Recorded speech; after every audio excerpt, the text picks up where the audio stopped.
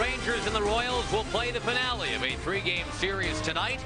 The Rangers starting to get it right now. They had a nice win yesterday. Michael Young and company making it happen, and Michael Young the recipient of the Roberto Clemente Award, as a matter of fact, for his skills on the field and his community service off the field. Michael honored just before the start of the game tonight, as indeed the Rangers will be taking on Kansas City. Along with Tom Grieve and Josh Lewin, welcome to Rangers Baseball. We're wearing Roberto Clemente pins, as a matter of fact, tonight. Michael Young is on the field. Where else would you rather have him? The Rangers are, as we said, playing better baseball now. They've got the fourth best record in the American League since the middle of June. Yeah, and that's a long time. You're not just talking one road trip, not just talking one home stand. You're talking a long time. 2.5 months. There's a lot of really good teams in the American League that would like to have the same record the Rangers have had since June 14th. The pitching is really behind it. The bullpen has continued to do a great job. The team ERA is just a little bit above 4. They're scoring plenty of runs, 5 runs per game, and that's a pretty good record for a long time. When you get off to the kind of start the Rangers did, it's kind of disguised a little bit, but when you isolate it like that, you get a pretty good idea of how well the Rangers have played for quite a while now. If the season had begun on June 14th, the Rangers would be in a tie for first in the West right now with the Angels, but sadly the season actually began on April 2nd. So onward and upward. Vicente Padilla is on the mound tonight. The Rangers and the Royals having at it when we come back on FSN Southwest.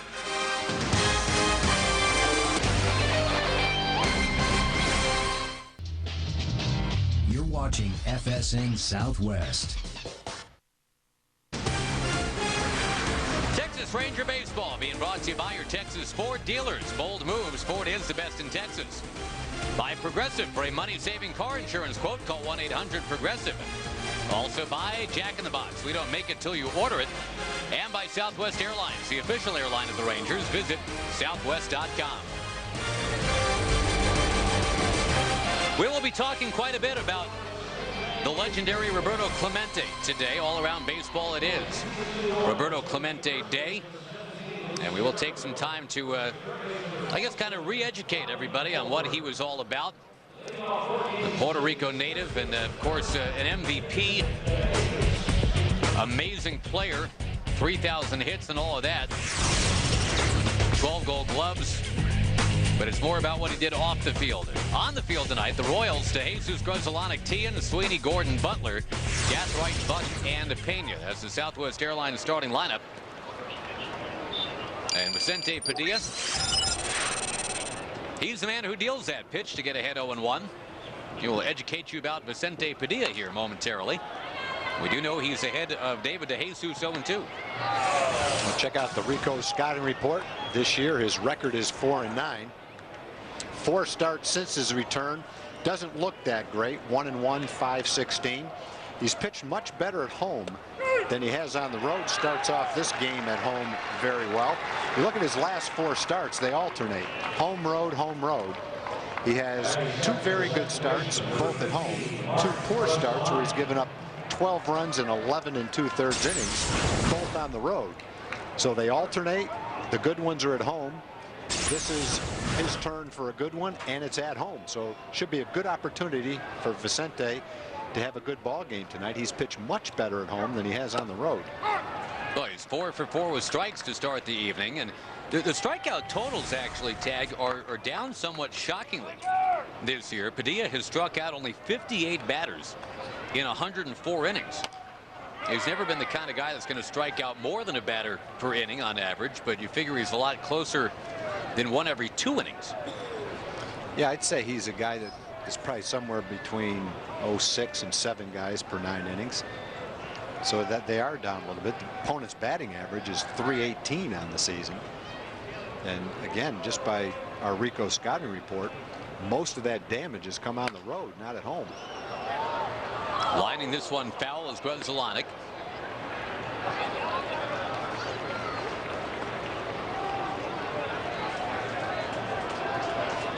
Padilla trying to win his 5th.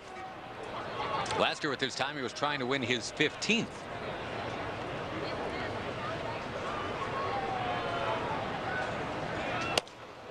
Just missing there, according to Dan Iasagna, their home plate umpire tonight. He made the 0-2 pitch that he was trying to make and was disappointed that he didn't get the call. And a little bit outside. It was close. Right near the strike zone, but slightly out of the strike zone. Good call by Dan Isagna. Wow, gone fishing right there.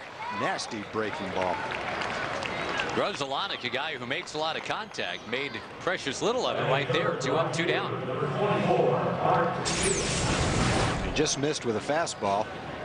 Threw him that hard breaking ball down and away. Gruzielanek's a guy that doesn't walk very much, hardly at all, but also makes pretty good contact. Not many people are going to make contact on that breaking ball, however.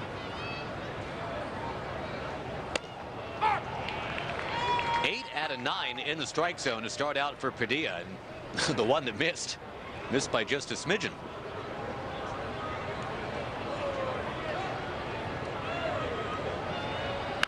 Mark Teahen is going to be the 3rd Royal to begin his night 0-2.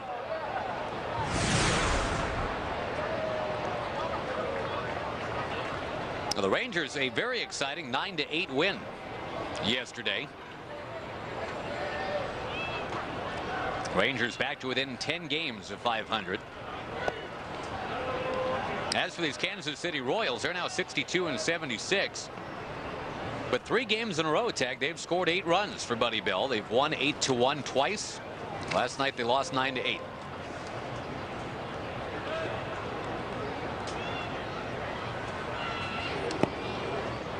Bouncing the curveball this time, 2-2.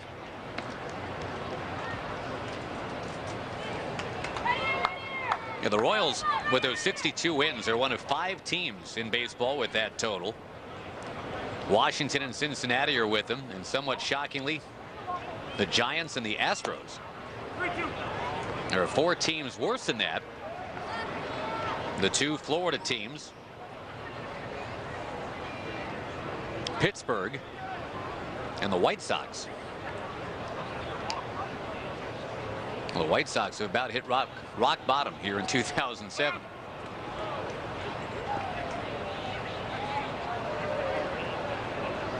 That has enabled the Royals to hopscotch past Chicago for 4th place in the AL Central. White Sox are 59-79. Now the breaking ball fouled here by Teahen. He will turn 26 years old tomorrow.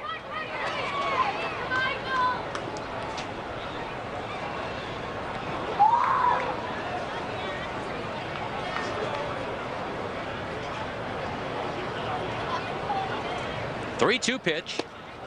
He lost him. Pretty good at bat right there for Mr. Teahen. And Mike Sweeney coming up next.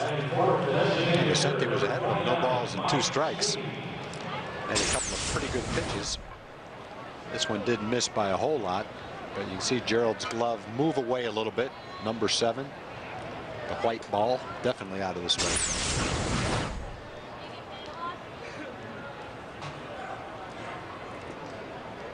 Sweeney had a nice night last night. Swung the bat really well. Couple of doubles, 3 hits overall. Now all of a sudden Padilla starting to miss pretty consistently.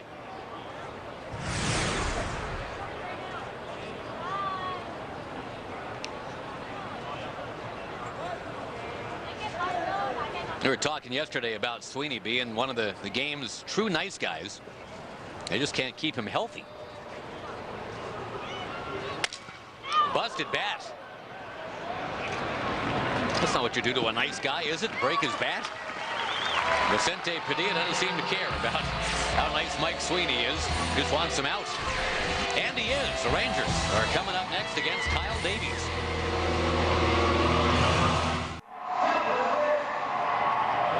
Former Braves prospect Kyle Davies. Of course, the Rangers now are in receipt of some former Braves prospects themselves, keyed by the acquisition of Jared Saltalamacchia.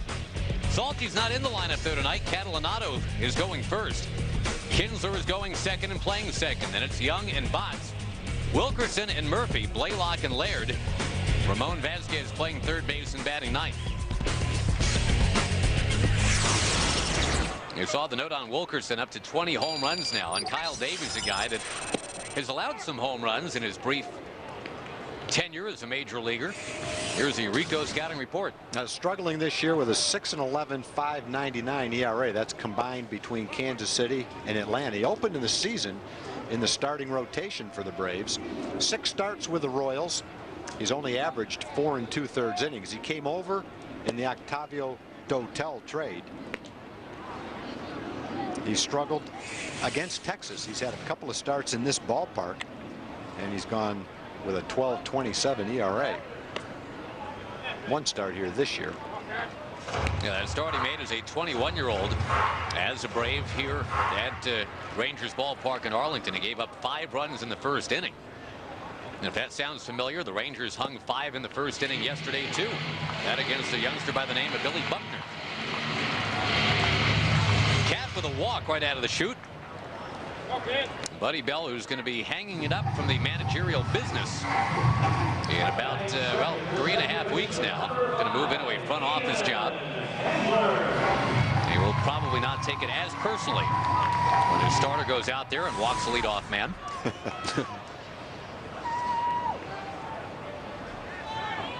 Well, the one thing the Rangers have going for them, actually among many things these days, the top 2 guys in the order, Tom, Catalanato and Kinsler, they don't get much hotter than that.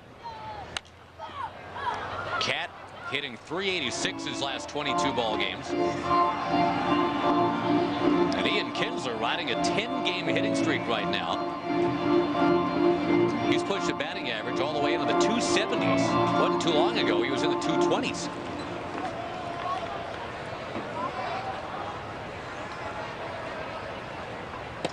.21 for his last 40. And of course he's been playing the great airtight defense too. 39 games without an error. As well as Ian was playing early in the year, he's playing even better right now.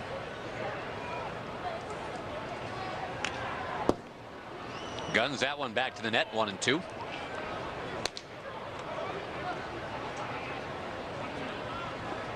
The other thing personally that I like about Ian, I like the way he wears his uniform.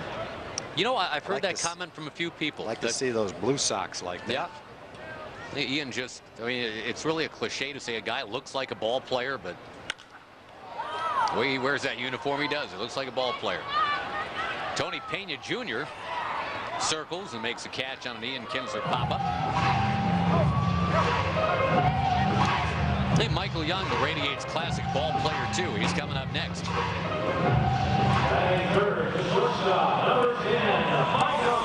the way the guys stay in shape, the conditioning programs, very few of them don't look like ball players. I think the farther back you go in history, the more times you'd see a ball player that if you didn't see him in uniform, you'd have no idea that he was a professional athlete.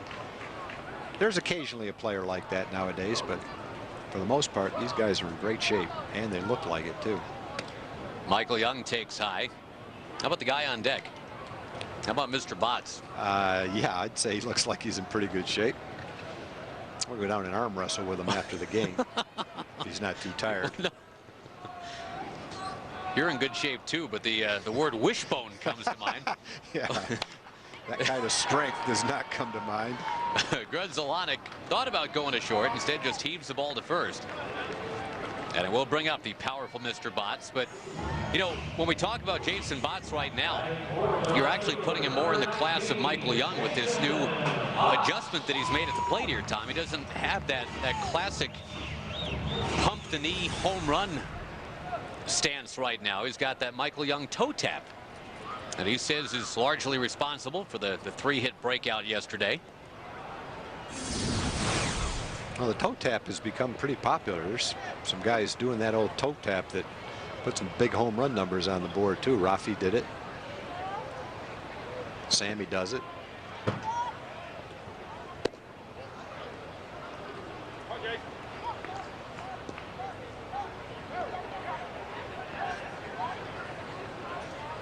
Got to be tough to make that kind of adjustment after Labor Day. You know, I mean, you've been going all year with a certain stance, a certain way of going at it, and then you commit mentally to, okay, I'm gonna try something else. Well, I think it probably, when you're struggling, it's a little bit easier to give it a try. Jason had been struggling, The key is, and hitting instructors would say this, is to get your front foot on the ground soon enough. And sometimes with a leg kick, you get your foot down too late, and everything else is late as well. This gives you a better chance to get your foot down early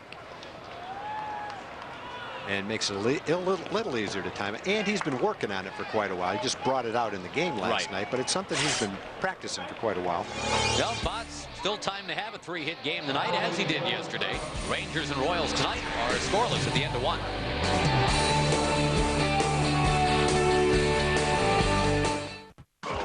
Where Southwest fans are first. FSN Southwest. No score, second inning. We go to Jim Knox. All right, thank you, Josh. Hey, nice crowd right here in the Fox Box, the place to be for discount tickets. Call 972 Rangers for those discount tickets. That's right, $10 seats right here in the Fox Box for Friday, Saturday, or Sunday afternoon game. Good catch, Jason Botts, against those Oakland A's. And in the Fox Box tonight, a group from Bossier City, Louisiana, just got in. You guys having a good time, like the Rangers? Yeah. Who's the loudmouth in the bunch? I heard someone cheering. Yeah, okay. What do you want to say? I need a baseball. I need a bat. Let's go Rangers! All right, there we go. They're psyched. They're happy to be here. All right, thanks, guys. Thank you, Jim. It is a $1 hot dog night tonight.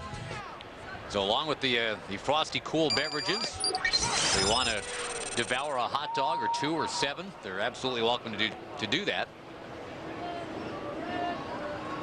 It was a week ago tonight that you and I got to sample the $1 hot dogs out there in section 50. Hard hit ground ball from Billy Butler to short. The Roberto Clemente Award winner for the Rangers, Michael Young, makes that play. Butler's a good-looking hitter. He seems to make solid contact on a consistent basis for a kid who's just 21 years old. To make that kind of contact against big league pitching this early in his career, pretty impressive. He's a guy that is probably going to be limited to first base and maybe designated hitter, but by the looks of the way he's swinging the bat right now, as time goes on, he'll be a middle of the order guy for a long time to come for Kansas City. Good looking young hitter. Yeah, and it's really about time for the Royals, Tom. They started to hit the jackpot or even close to it on their first round picks. Looks like they've done that already with Alex Gordon. Billy Butler, certainly the chance with that. But you look at what happened to them from 1990 really all the way until, well, up until Zach Greinke went with the number 6 overall pick in 02. Man, they're just a bunch of misses in that bunch. Talk about the first round picks. Joe Vitiello, Jeff Granger, Matt Smith, Juan LeBron, Dermal Brown, Dan Reichert, Jeff Austin, Kyle Snyder, Mike Stadolka, Colt Griffin. Some of those guys were taken top 5 overall, but none of them really panned out. No, that has not worked out good, but you're right. Where they are right now is what counts, and they've got some good-looking young players that they've drafted recently. We saw Greinke in the first game of this series, and even though he's had some personal struggles the last couple of years, he looked like a top-of-the-rotation guy against us the other day. Yeah. And so that's real positive. Gordon looks like a top-notch big leaguer. Butler looks like a good hitter. One of their keys will be one of the kids they just called up, Luke Hochevar, whether or not he can become a top-of-the-rotation guy. They gave him a lot of money, #1 pick in the draft. They're sure hoping that he can do that. Gathright moves well, but so does Ian Kinsler. Glides over, takes care of a speedy base runner, and the Royals are turned away. We'll talk more about the rebuilding Royals when we come back. The Rangers in Kansas City are scoreless.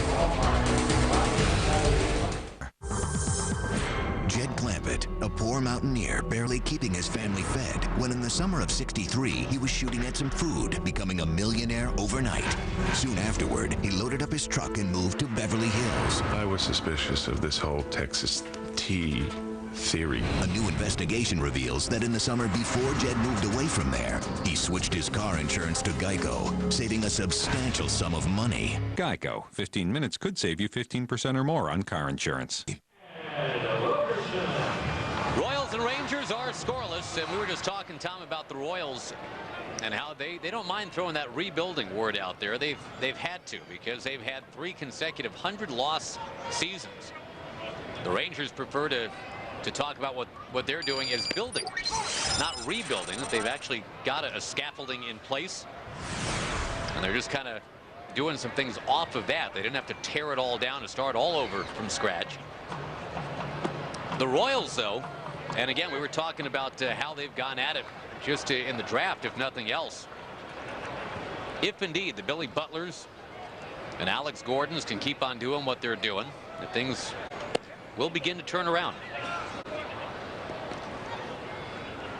Now, Brad Wilkerson, whether or not he's a part of what's going forward with the Rangers, we know he can hit the home run. The Coors Light cold blast from yesterday. Coors Light takes the cold. Part of that 5 runs in first inning for the Rangers. And Wilkerson now up 3-1 here.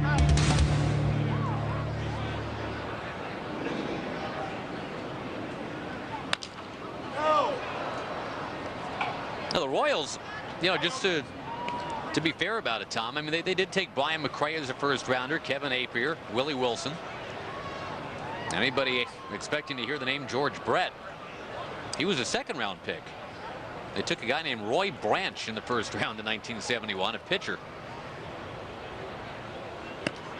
Brett ended up being a little better. There's a walk to Wilkerson. Of course, that's the savior right there, the guy who's supposed to be George Brett 2.0. That is Alex Gordon. I can't remember the kid they picked this year.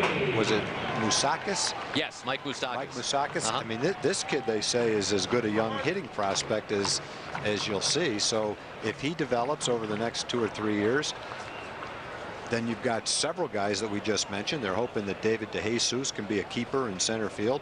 Mark Teahan in right field has had a solid season for him. And then if the young pitchers develop, they've got a team that can possibly be a contender. I think they're in better shape right now than they have been the last 5 or 6 years. Oh yeah, I mean, at least they're closing decently this year. They've been a better than 500 team since the beginning of June. They had that good year under Tony Pena, but it didn't seem like there was a good base that would sustain it over a long period of time. It almost looked like it was just kind of a lucky season for them. Yeah, I mean, exactly. And it was hard to look at them the next year, and even though some people said they'd be a contender, it's really hard to look at their roster and think that that was going to be the case. But now you see some young players that have talent, building blocks for the future, and you start to say, okay, see what they're doing? Could work out pretty well for them. They just got to lighten up on the expecting Alex Gordon to be George Brett. Yeah, that's a tough one to live up to. Expecting all these young pitchers to be Brett Saberhagen. If Alex Gordon becomes the best player he can possibly be, it's tough to say you're going to be another George Brett. Guy's in the Hall of Fame. It was named on 98.2% of the Hall of Fame ballots. That's 4th best all time behind Ty Cobb, Tom Seaver, and Nolan Ryan. Wow.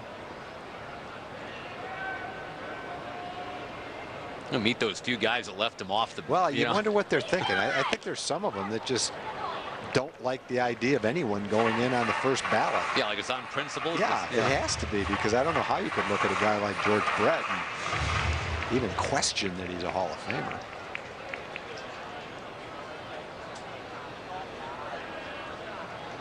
Brett's last hit was against the Rangers off Tom Henke. Last of his 3,000, I think it was 154. Yep, we saw that. Manny Lee couldn't quite make the play on it. It was kind of a softly hit ground ball up the middle. Brett definitely had the most memorable, to my mind, 3,000th base hit, because he got picked off at first right after he got it. Murphy a wave and a miss. A throw down. Wilkerson sliding in head first. So he steals the base while Murphy strikes out. The other guy that had a memorable 3,000th hit was Wade Boggs. Remember that one? When he kissed home plate? He hit a home run to get his.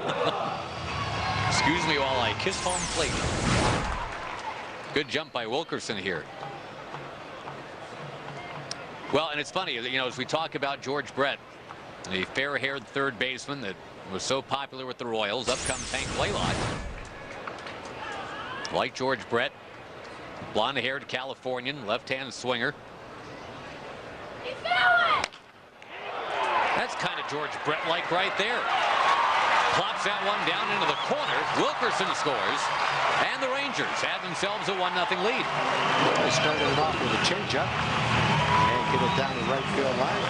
Rangers score first.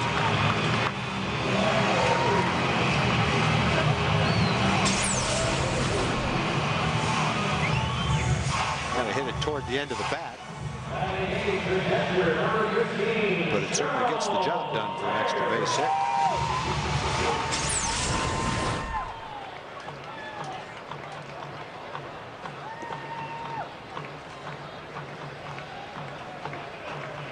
Gerald Laird, a bit banged up, has been out of the lineup the last few games, but he's back in and batting right now. We're just staying on Hank Blaylock for a second, Tom. He's our Texas truck stop, brought to you by Dodge. We'll chat with him a little bit later tonight.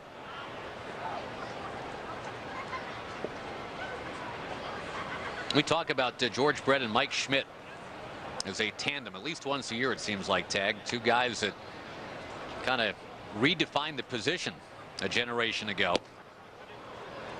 And I love the stat, you know, because it's always an argument, East Coast versus Midwest. Who's the better third baseman of all time, Brett or Schmidt? And if you do it on pure runs batted in, you can't break the tie because they each retired with the exact same number of runs batted in. It's a little bit tough to compare them. Schmidt was a power hitter. Brett was more of an average hitter, although he certainly had his share of power and obviously knocked in his share of runs. Although George was a solid third baseman, Schmidt may get a little bit of a nod defensively. He was a Gold Glove third baseman. But if you were an American League fan and you watched George Brett, right? George Brett's your guy. If you're a National League guy, I'm sure that Mike Schmidt was your guy. You couldn't go wrong whichever way you decided to go there. Another amazing thing, they were picked back-to-back in the second round of the 1971 draft, one right after the other. Which one went first? It was Brett, one pick after Mike Schmidt. Wow. And of course, you know, as we talk about third baseman of that generation, got to put Buddy Bell somewhere on the list for your consideration as a guy that would drive in runs for you, hit for average, and make all the plays. No doubt about it.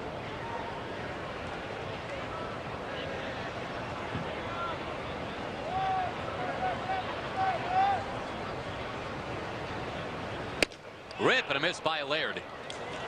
Well, Kyle Davies notching his second strikeout of the inning. Vasquez comes up.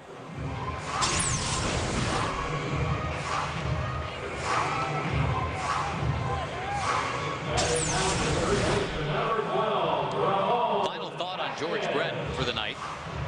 That season that he made the run at the 400 average tag, 1980. MVP in 1980. But he missed 45 games that year. He was still MVP. Wow. Well, there's a player in the National League that might do the same thing this year. Utley? Chase Utley. Yeah. I don't know if he missed 45, but he missed 30. A little bit later tonight, I'd love to get into that discussion of AL and NL MVPs for this year, because I just don't know if I can remember a year where in both leagues it was more wide open. Yeah, there's pretty good candidates. Off speed and smothered at first base. Billy Butler. They're going to say he caught that before it hit the ground. So that'll end the inning. However, the Rangers on a Blaylock double. They've got the lead for Mr. Padilla. It is 1-0.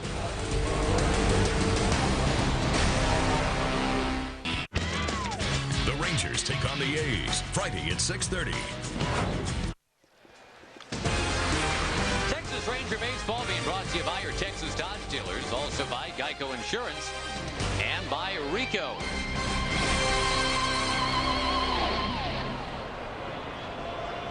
John Buck, he of the 17 home runs, will go after Vicente Padilla right now. The Rangers out to a 1-0 lead thanks to the combo of a couple of lefties, Wilkerson and Blaylock. Two guys who I believe are head-to-head week 1 of the fantasy football season. I think that's correct. Well, that's going full bore down there in the Rangers clubhouse with the NFL season kicking off tomorrow.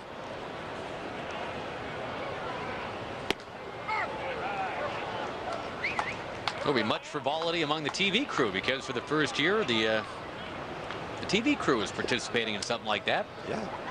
I believe a lot of fun. You are matched up against Director Dave week 1 there, Tag. Well, Good luck Already with all some that. smack talking from Dave. I choose to take the high road myself and not quite get into that, but I might be bragging a little bit if I'm lucky enough to win on opening day. No, good luck with that. Thank you. 2-1 pitch to John Buck. He's going to smoke it foul. Goes skipping off the rolled up Tarplin down there near third.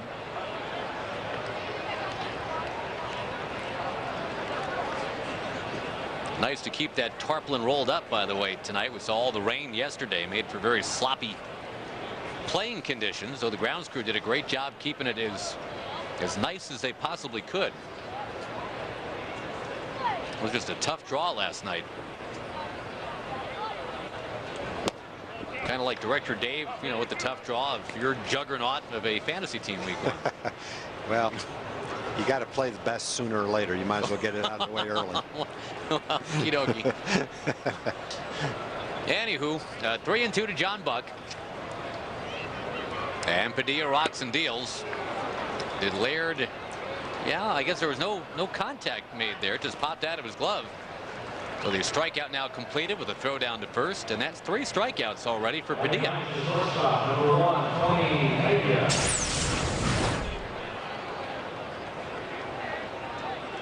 That ball went right into Gerald's glove. Fortunately, it didn't bounce too far away. Buck swung and missed, obviously.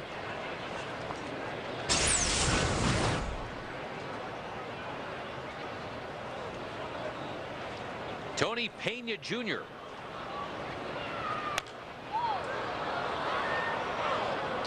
You were just talking a little bit ago, Tom, about the Royals and that 1 year they had where it looked like it was all going to come together.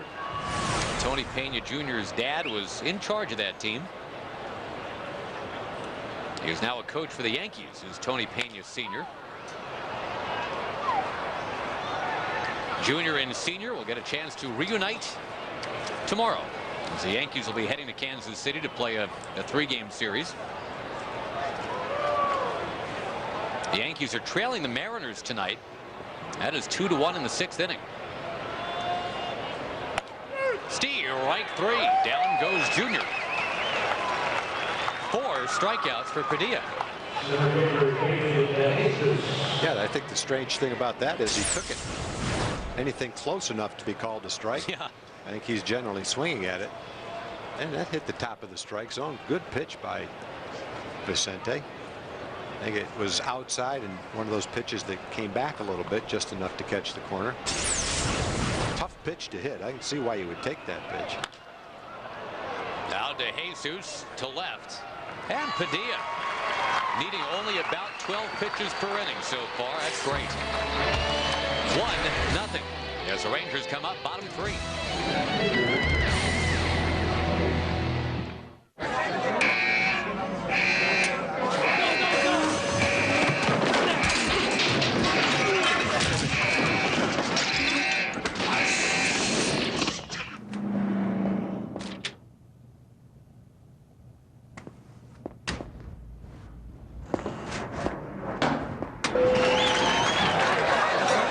Buffalo Wild Wings. You have to be here.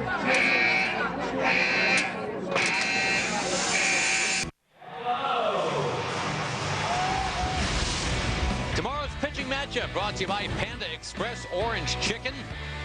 Dan Herron, apparently just back from a stay in the mountains, will be taking on Edinson Volquez. So what a year for Dan Herron at 14-6. He's a Cy Young candidate. I don't know that he'd have that same look if he was playing in Texas. Might be a little bit tougher to stand that hair in the heat of the summer here. He puts the hair into Herron. Well, you can look whatever way you want when you're pitching like he is. No, we said we'd talk a little bit about MVP candidates and Cy Young candidates tonight. I think Dan Herron absolutely. Oh, it's Catalinato. He gets hit a lot right there. It's never in the shoulder. It's never in the toe. It's always somewhere near the knee for Catalinato. Cat's definitely not afraid to take one in the leg. He tries to get out of the way of that one, though.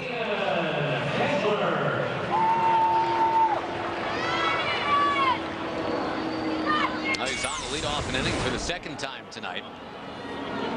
All right, well, Herod at 2.87 is leading the league in ERA, but Kelvin Escobar at 2.99. Johan Santana at 3.15. You got Josh Beckett with 17 wins. John Lackey with 16 and a top 7 ERA. Eric Bedard leads the league in strikeouts, and he is 5th in ERA. So it's tough to pin it down to, to one guy who stands out head and shoulders above the rest. I don't think you can pick the guy right now. I think you got to give him 5 more starts and see what happens in the next 5 starts. CC Sabathia's got a great chance the way that Cleveland's playing right now. There's several guys who, if they have a good September, can win 20 games. And then if they're in the top 10 in ERA, could be one of those votes that's pretty evenly split with no clear-cut winner. There are a lot of candidates in the American League. Kinsler hoisting one near second base. Rozalonic makes the catch. Michael Young coming up. And again, the Roberto Clemente Award winner on the Texas Rangers. The Geico quote, Michael Young and his wife, Christina, they do so much work with that Wipeout Kids Cancer Program. And that's a great quote. They look at me with wide eyes and smiles, and I'm the one that's amazed. A check presentation before the game tonight to that fine charitable organization.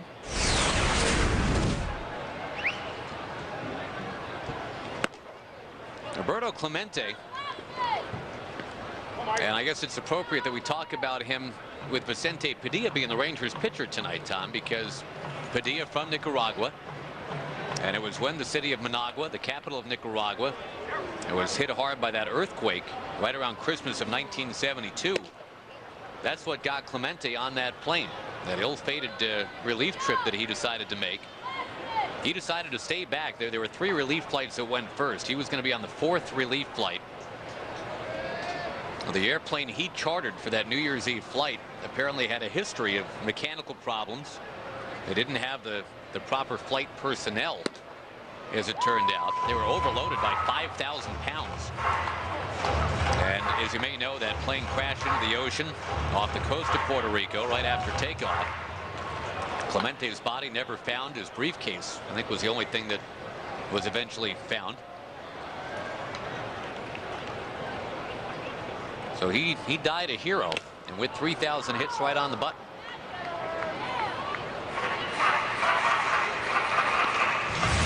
I remember the day that happened. I was in Venezuela playing winter baseball, and certainly a sad day in all of Latin America, not just Puerto Rico, and everywhere for that matter, here too.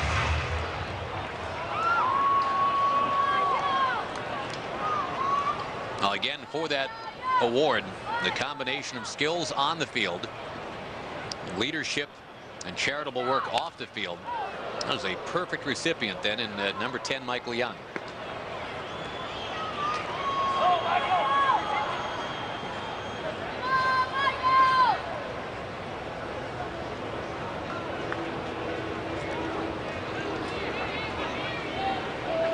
Michael grew up a Dodger fan out in LA.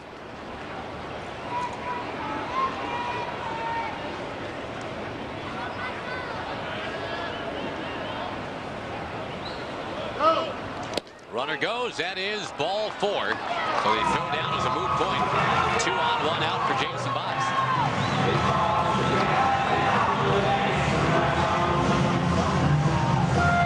Talking about Young growing up as a Dodger fan, Tom. And just to tie it back into Clemente real quick, Vin Scully, the legendary voice of the Dodgers, had the great line about Roberto Clemente saying something like he could throw a guy out in New York from the state of Pennsylvania. Well, the other thing about Clemente was that he came up as a Dodger, not in the big leagues, but he was drafted. Pirates, I believe, drafted him away from the Dodgers. Rule 5 pick of all time, right? Yeah.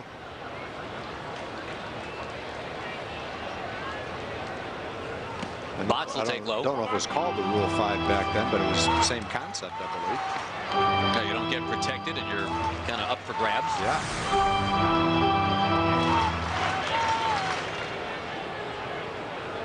Elroy Face was another guy acquired from the Dodgers by the Pirates exactly that way. He had an 18-1 season for Pittsburgh. Clemente, of course, went on to, what, 13 All-Star games. And the Hall of Fame.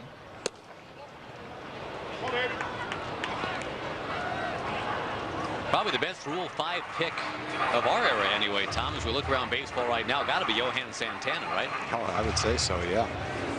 There have been some good ones, but tough to top that one. The Rangers hit it big with you in the front office a couple times in that Rule 5 draft. Well, we drafted Mitch Williams one year because, not because of me, but because of Sandy Johnson. Sandy Johnson had been the scouting director for the San Diego Padres. It actually had been, been Jack McKeon's scouting director with San Diego. We hired him to be vice president and scouting director and player personnel with the Rangers, and he knew all about Mitch Williams. Otherwise, I don't think we would have known much about Mitch, but we did draft him. Mitch, it was so wild back then. Cool line drive, second base. Boy, and unfortunately, I got to ask you to hold that thought here, Tag. That's a double play. Catalanato thought he got back in time. Well, Rangers let a good scoring opportunity get away. It is still 1-0 at the end of 3.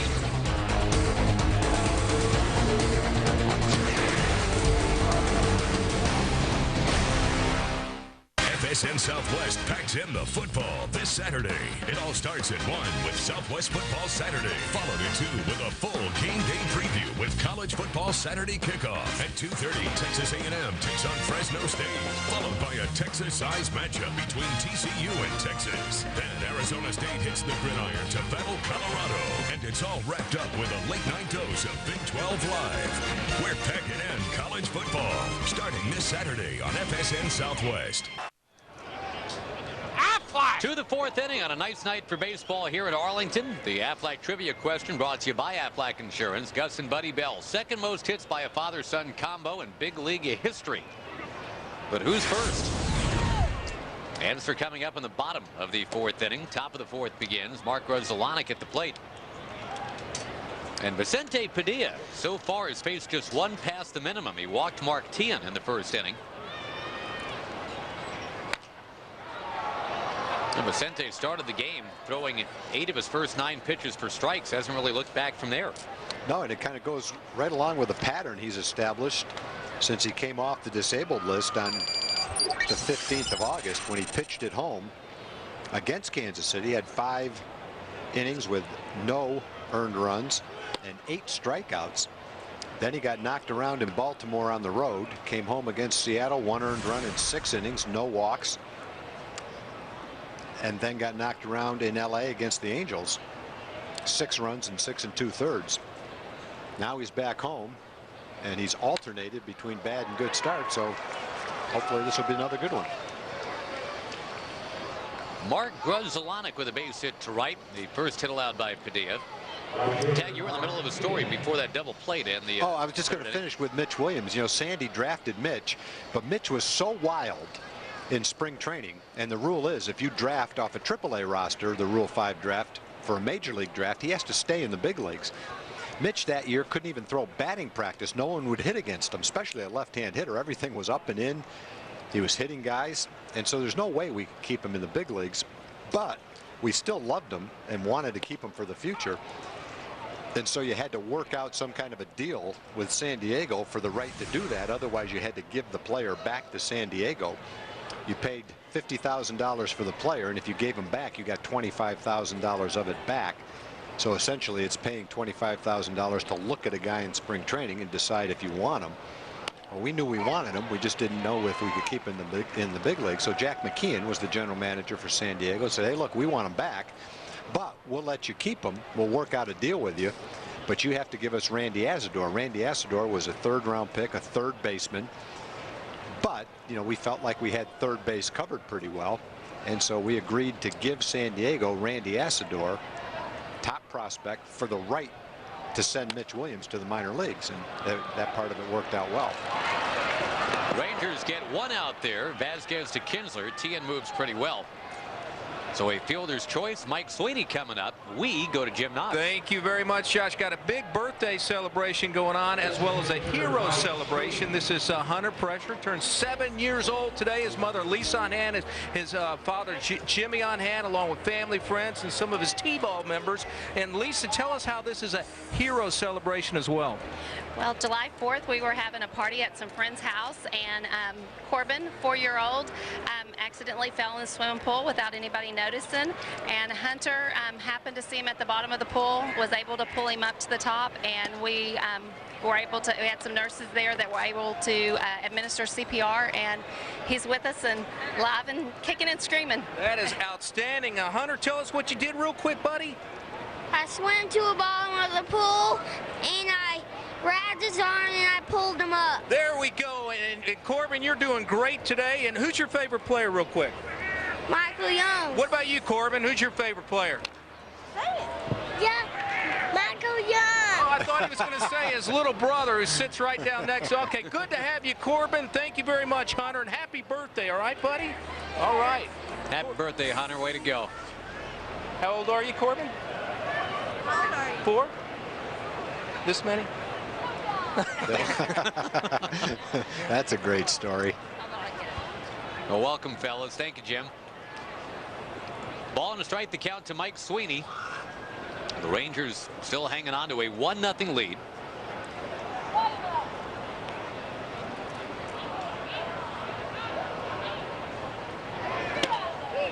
Off speed inside. Boy, what a pretty night for baseball, too, huh? Boy, compared to last night, rained all night last night. After we left, too, but it's pretty nice right now.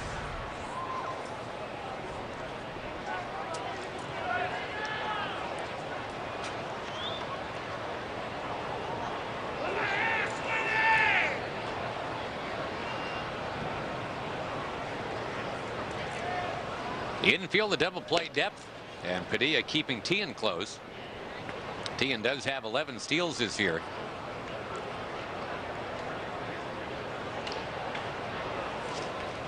Boy, it's weird seeing a first baseman who doesn't tower over the runner. You know, the Rangers have had Mark Teixeira and Saltalamacchia playing over there. Catalanato's not a shrimp, but he's not 6'4".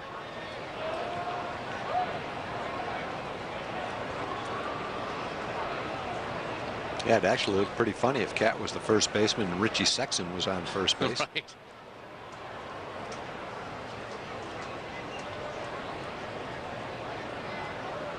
Padilla and Laird just can't get together on a sign here on 2-1. Now good to go. That's fastball in. Tom, we mentioned the Yankees trailing Seattle 2-1 tonight. Raul Ibanez with home run number 16 to give Seattle the lead. They're in the 7th. Boston trailing Toronto 3-2. That's in the 5th. The Yankees still have some games left against Boston, but right now they're 7 games out. Well, Baltimore is proving that they can get bombed on the road just as well as they can at home. They're down 13-0 in Tampa Bay, top of the 5th. Carlos Pena, another home run. That's 36 for him. Of course, Baltimore, the team that the Rangers scored 30 against in one game.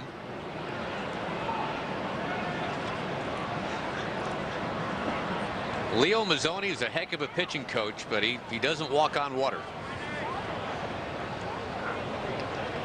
Now, I think no matter who the coach and no matter what position he's coaching, a lot of success depends on the talent of the players, just like the success of a manager depends on the overall talent of his team. Certainly some coaches are better than others, managers are better than others, and they make a big difference. But it's going to be hard to have a huge impact if you don't have the talent to begin with.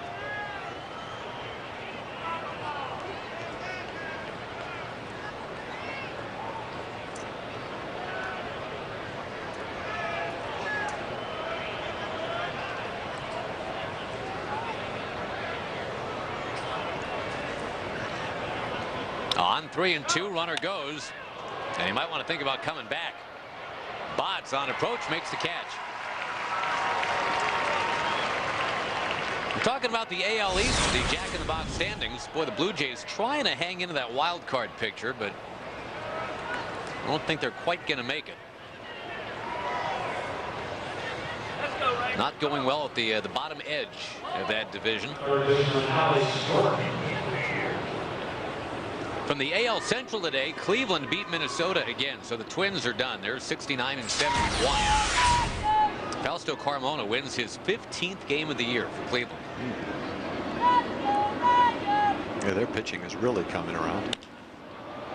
Got him with Ephus pitch. Yeah, Padilla just lobbed a 60-mile-an-hour curveball up there. Gordon just flies to center, and that'll do it. Leadoff single fails to blossom. We'll play the bottom of the fourth. Rangers by 1.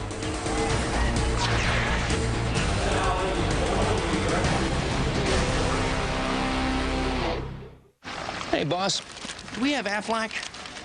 Nah, we have something else. But if you're hurt and miss work, does it pay cash like Aflac does? Nah. Or let you spend it any way you want, like for gas and groceries? Nah. Or help with everyday bills like Aflac does? Nah. There's only one Aflac. Ask about it at work. Nice try, boss. Get ready for week 1 of the NFL season. FSN Pro Football Preview returns Friday.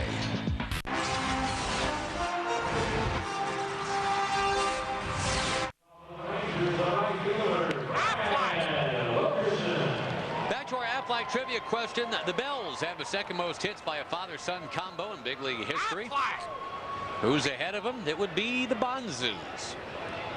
Barry Bonds and a one-time Ranger, Bobby Bonds. Well, you're already starting to hear some conjecture tag about Barry Bonds and needing to find an American League home next year to DH.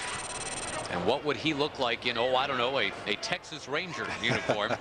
Well, probably a lot of teams in the American League are saying the same thing. You know what's funny is the other DH possibility, a guy that needs to come from the National League to continue his career. Is at the other end of the spectrum, nice guy-wise, probably, that's Luis Gonzalez. Yeah. I mean, I think it's going to be fascinating. You got two guys who, you know, they have different amounts of, well, different skill sets right now, I suppose, but they're both still good for the long ball. They can both work a walk. They can both hit for average. Both probably need to DH, but one guy is universally loved and admired. Everybody wants to be his buddy. That's Gonzalez. The other guy is either incredibly misunderstood or just a really rough guy. Well, if you look beyond the personalities and you want to sign a DH, then I think you probably would lean toward Barry Bonds. The guy has such an impact on the game just because no one pitches to him. You pretty much know before the season starts. Wilkie didn't like the call. He's going to walk 100 times. His on-base percentage is going to be about 45%. And not having to play left field probably going to make him be able to play more often. Yeah, I mean, Bonds, a guy that you're right, Tom, doesn't play every game, but he's still leading the league in walks by 24 in the National League. 40 intentional walks. He's, what, 43 years old? Yeah, so, I mean, he could still have an impact. There's obviously a lot of baggage that comes along with it. You just have to decide if you can live with that or not. Strike to the Baylor Bear, Mr. David Murphy. But as far as performance goes, it looks like he still has a productive year left. He stayed healthy all year.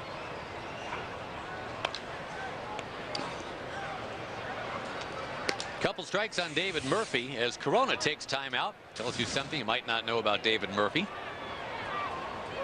We were talking with the great Jim Haller before the game, longtime Baylor basketball coach, a guy that followed the progress of David Murphy in Waco. Steve Smith, still the coach at Baylor, doing a great job. Murphy coming up from high school in the Houston area, Spring, Texas.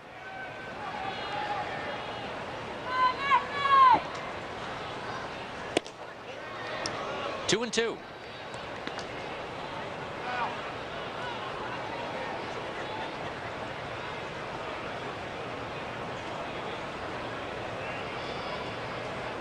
David will be in the Metroplex for most of the winter, though. Going to work with Rudy Jaramillo. on a somewhat regular basis. That's the nice thing, isn't it? Rudy lives here, of course, year-round. He's from Dallas, and his door is wide open. Pretty much says anybody wants to work on their stuff, I'm here. That's pretty much what Rudy does. Teach hitting, work out, and take saunas. Never seen anyone spend more time in a sauna than Rudy Jaramillo does. Murphy down on strikes.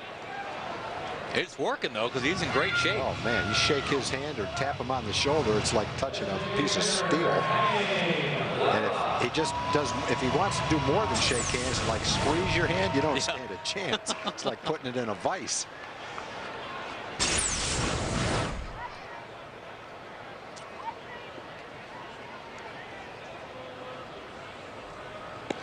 Hank Blaylock, one of the pupils of Mr. Jaramillo.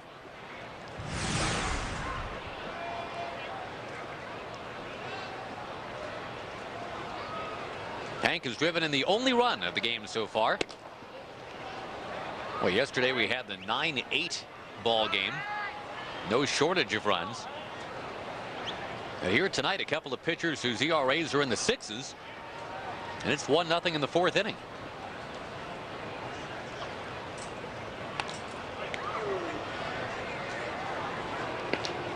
We were talking earlier about Michael Young growing up in Southern California, Tom, as a Dodger fan. Blaylock was a Padres fan. As we get back to talking about Cy Young candidates in the National League, you figure the top 2 candidates just might be on that San Diego team if it's not Brandon Webb of Arizona. You've got Jake Peavy and Highland Park's Chris Young having great years for San Diego. Maybe throw Brad Penny of the Dodgers in the mix. Probably, as long as he finishes out the season healthy, I'd probably have to go with Jake Peavy. He looks like he's going to be pretty tough to beat. He's got a great record, tremendous ERA, a lot of strikeouts. Yeah, when you lead the league in strikeouts, wins, and ERA. And you're on a pennant contender. Although Webb, of course, had that 42-inning scoreless streak, and his team's in contention. Yeah, I think it's a horse race for sure. Well, no, it's not actually a horse race. It's more like a Cy Young Award race. Thinking a close horse race, they go, that's like the National League Cy Young. Blaylock is going to walk here on base for a second time, bringing up Gerald Laird.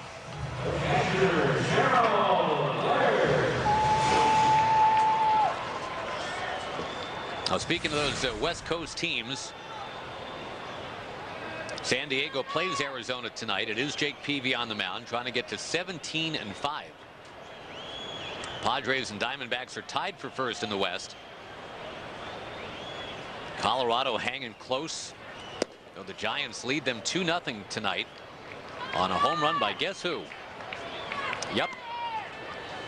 The man? The man. Barry Bonds, number 28 this year. So it was just like you say, Tag. I mean, it's not like he hit the record setter and then stopped. Now, if he's got 28 home runs, he's missed a lot of games, and I think a lot of that is because he's playing left field. As a designated hitter, he probably wouldn't miss quite as many games. National League playoff races, you've got the Padres and the Diamondbacks in a virtual tie there. And boy, with the Brewers winning again today, they're making it very interesting again in the Central.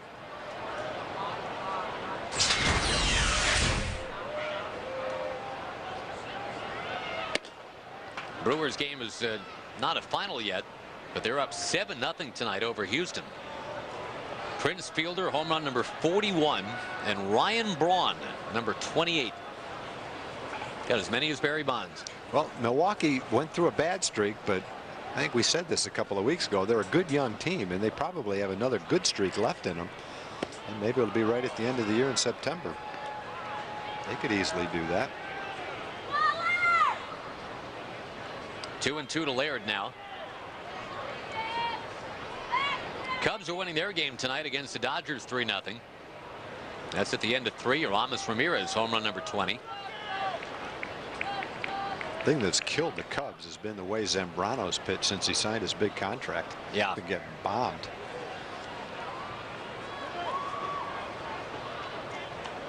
Two pitch. Roller to short. And they go the short way to end the inning. Wow, yesterday it was 17 runs on 31 hits. Got 1 run on 2 hits tonight through 4 innings.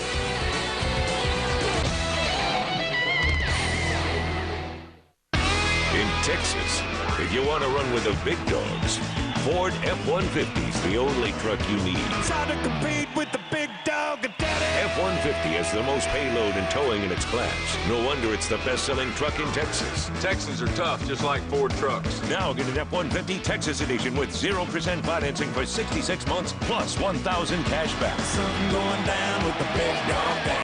Whatever its horsepower, your vehicle needs license plates. So get the only plates endorsed by Rangers captain, the Texas Rangers official mascot, Rangers Specialty Plates. They cost just $30 a year in addition to the regular Texas vehicle registration fee. And even the littlest Ranger fan can get a souvenir plate for $20. Get details at txdot.gov. Be sure to ask for your registered Texan sticker when you pick up your plates. And heck, they're so easy to attach, you barely need opposable thumbs. A street legal vehicle is required.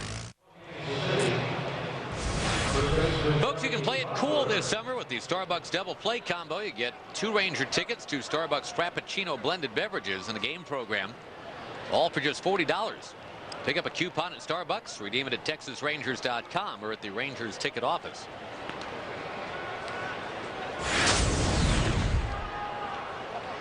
Pitching has been the big thing tonight for both these teams. Kyle Davies and Vicente Padilla, 2 guys with ERAs in the 6s. They're involved in dueling one-hitters right now. Oh, Billy Butler trying to change that. He sends one way up there and foul to begin the 5th.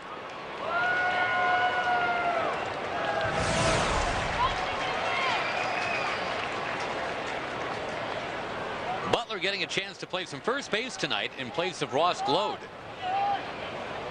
who hurt his knee late in the game yesterday in the rain.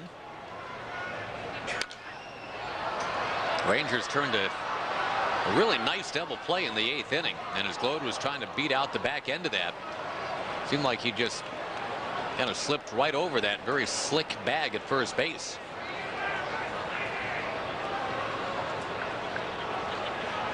So Butler, who normally DHs, the first baseman tonight. They got no shortage of first basemen / DHs on this team right now. Mike Sweeney, Glode, Butler. They called up Craig Brazell. They got Justin Huber. That's a lot of first basemen / DHs on your roster. Breaking ball down low.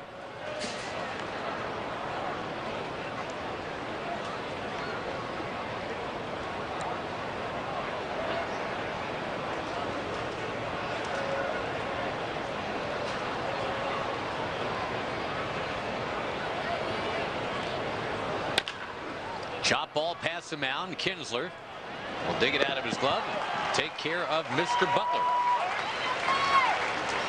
Having a nice time of the eating experience up here tonight. The good folks at Sonic, kind enough to drop off some jumbo popcorn chicken, the Chipotle dipping sauce, and we are privy to the peach smoothie experience tonight. We have plenty to spread around all the guys up here too. Very nice of Sonic to do that for us. Thank you very much. Joey Gathright lays off the off speed, almost Eephus pitch, like you say, Tom. 59 miles an hour. That is off speed.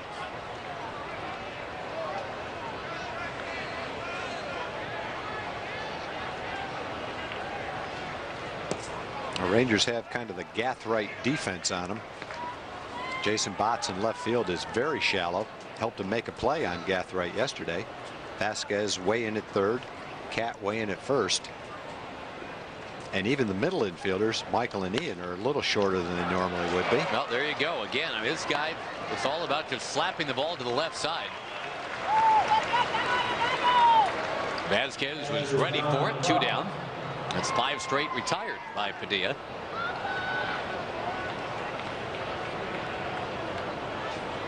Padilla, one-time Diamondback, one-time Philadelphia Philly.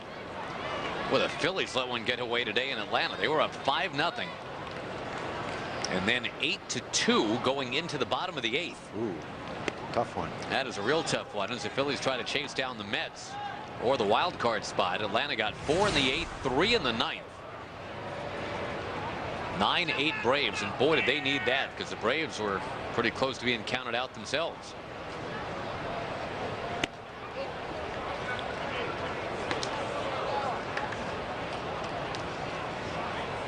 The Phillies might have a couple of MVP candidates. Tom, you mentioned Chase Utley. Leads the league in batting average, top 5 in double slugging and on-base percentage. We've also got Jimmy Rollins having a great year. And Ryan Howard, too. Yeah.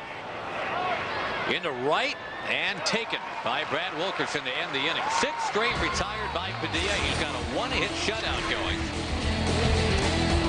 1-0 Rangers halfway through.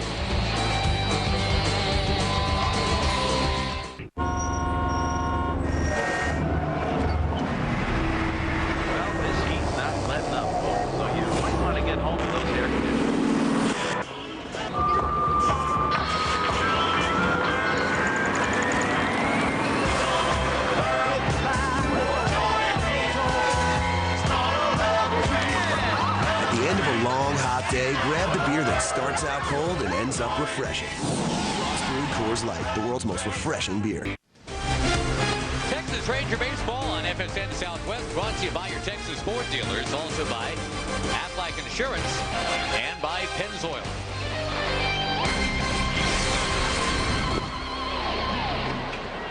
Kyle Davies and Vicente Padilla, they've each got 1 hitters going tonight. Ramon Vasquez trying to change that right now. He shortens up. He's going to take a called strike.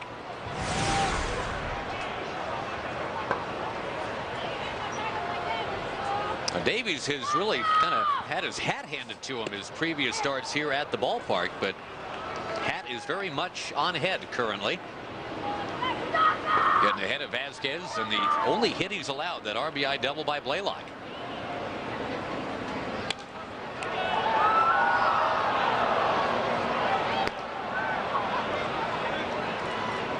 Of course, with Blaylock relegated to DH, Vasquez continues to get an extended look at third base. Everyday player for the first time in 4 years at the big league level. Well, the Rangers have certainly pushed through some other third basemen this year, Tom. Travis Metcalf was doing a nice job before he got hurt. Yeah, it was too bad Travis got hurt. He was playing well.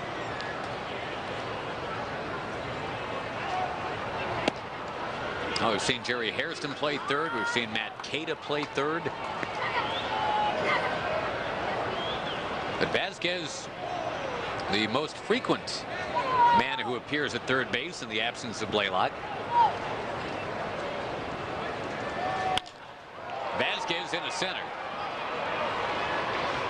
That is out number 1. Not a lot of hitting yet tonight, but on the Ford leaderboard, see what's been happening over the last 5 weeks or so. The Rangers at 275. Pretty easy to explain why the Mariners have jumped back into things with a .313 batting average since the 1st of August. By the way, Seattle's just given up their lead. Yankees 3, Mariners 2 now in the 7th. Catalanado is going to dunk one in the left. Boy, he's been on base 3 times tonight. A walk, hit by a pitch, and now a single.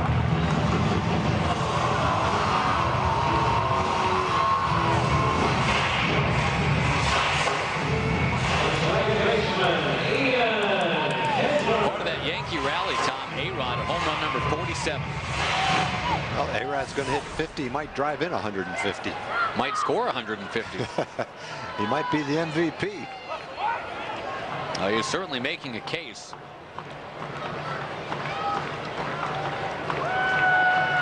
The Yankee fans still, I guess, collectively like Derek Jeter more. That ball getting away. Catalanado down to second base. That'll help in a 1-0 game. Rangers looking for that extra run. Couldn't tell, just looking from up here, whether that was the throw or an error on Butler at first base. We'll be able to tell right now, though. I think that's going to go on Butler. Not a great pickoff throw, but I think it's one that Butler should have caught.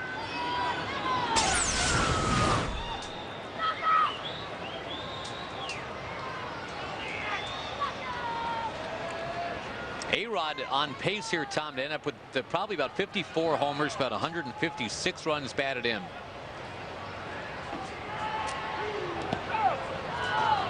And close to 150 runs scored. If he ends up with if he ends up with 50 homers, 140 batted in, and 140 runs scored, well, he's in very select company. Babe Ruth had a few seasons like that. All the other players who ever lived combined have had 4. One of them by Sammy Sosa. Has anyone ever done 50, 150, and 150? I don't think so. I doubt it either. That ball in a right field. Kinsler's out. He's flied out 3 times tonight. Now, Sammy Sosa had that incredible year with the Cubs. Oh, yeah, many incredible years with the Cubs, but in 1998, again in 2001. Just doing some sick things in Wrigley. The other candidate maybe in the AL, although his team is tailing off, that would be Maglio Ordonez, I guess. Yeah, it's Ordonez is having the kind of year to be not a shoe-in for it, but you have an inside track on it. And a lot of years, if Alex wasn't having that kind of year, but Ordonez is having a spectacular year.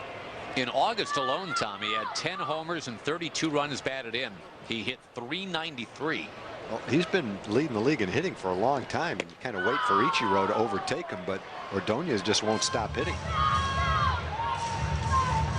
You got some guys that are kind of trailing those two, I think. Vlad Guerrero, David Ortiz, maybe Ichiro, guys like that. Mike Lowell is a modest candidate. He's hitting .330 now. How about Curtis Granderson as maybe a top 5 guy anyway? He's putting up I think if the Tigers were a pennant winner, he'd probably have more consideration. Michael Young for your consideration. Into center field. Throw coming in too late. 2-0 Rangers. Well, that error on the pickoff throw at first base comes into play.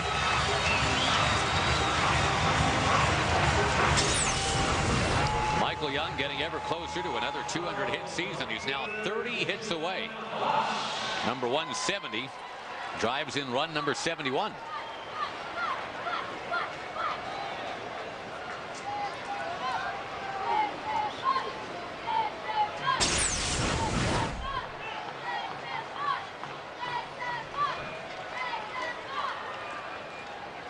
Time called. A little visit to the mound here. Bob McClure.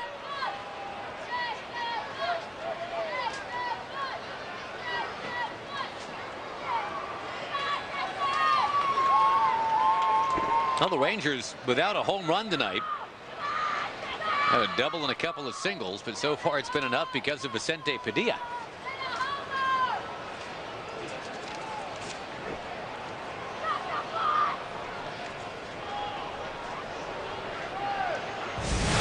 Quick reminder, the Rangers take on those swinging A's this Friday through Sunday. Saturday, all fans will enjoy post-game fireworks, courtesy of our friends at AT&T. Only a couple of fireworks shows left here in 2007, so I want to get your tickets by calling 972 Rangers. John Bale in the bullpen for KC.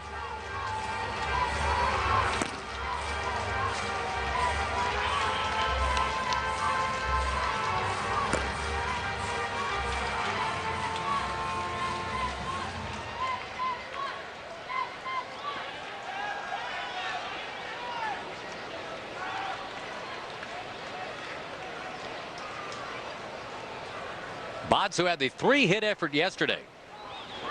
And watches they chase Michael Young back to first.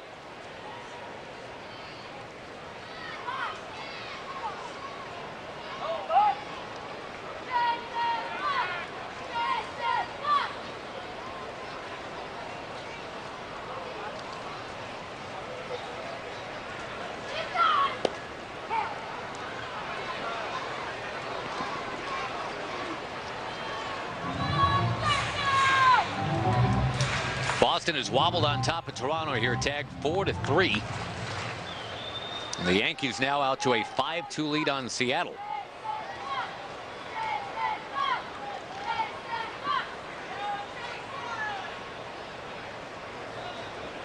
Davies deals, and Botts with a foul into the crowd. Well, thank goodness for Seattle, I guess, that they won that first game at Yankee Stadium in that series, even though they have slipped behind the Angels considerably in the race for the AL West. Mariners are in second place in the wild card standings right now. They haven't been playing very well, but they're still hanging in there in the wild card. It helps that the Yankees have been kind of up and down, and the Tigers have been not so good of late.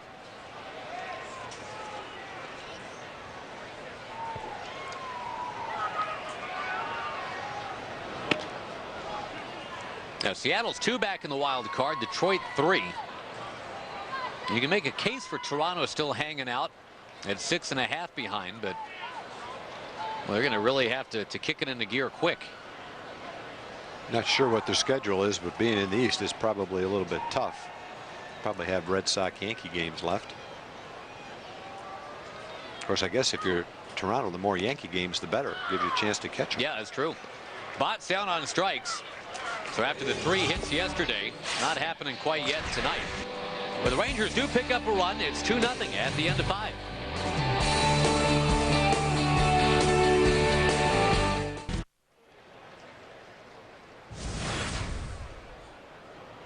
The alumni cruise. Yes, join the Rangers on a 4-night Carnival cruise in November. Go down to Mexico from Galveston. Jim Sundberg, Mark McLemore, Pete O'Brien, and more. Health Markets brings it to you. TexasRangers.com for more information.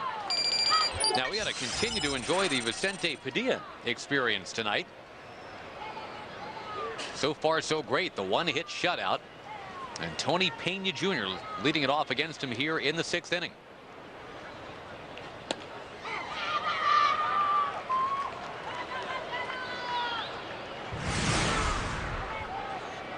Maybe Padilla simply due for one of these.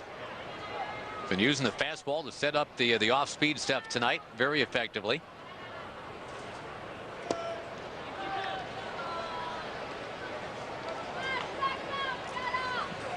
And certainly rolling up more strikeouts than we've been used to seeing of late.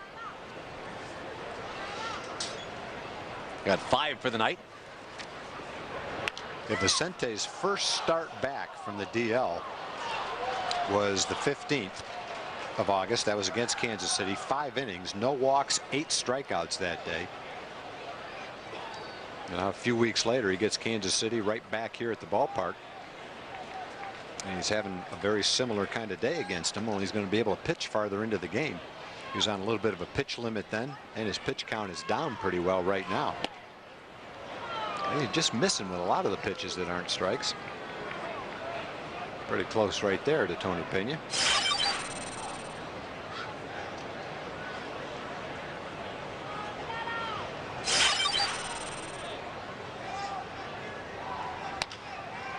Pena flicks it into the crowd.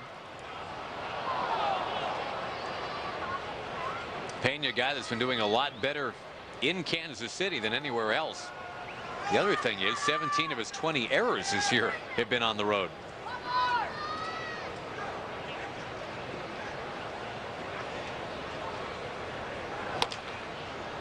Another foul.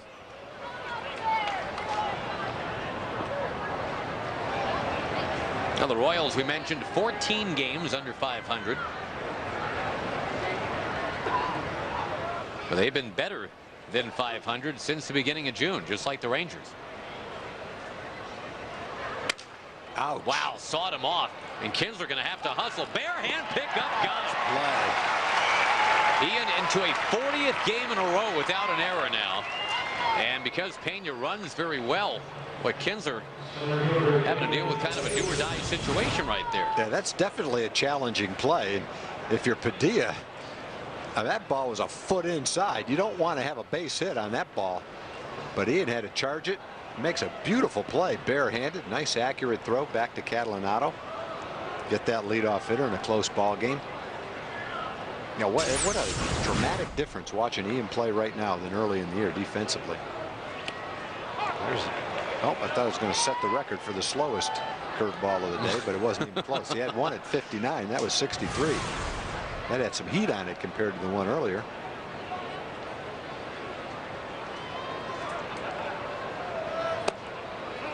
You don't have to throw many of those pitches just to put it in the back of the mind of the hitter.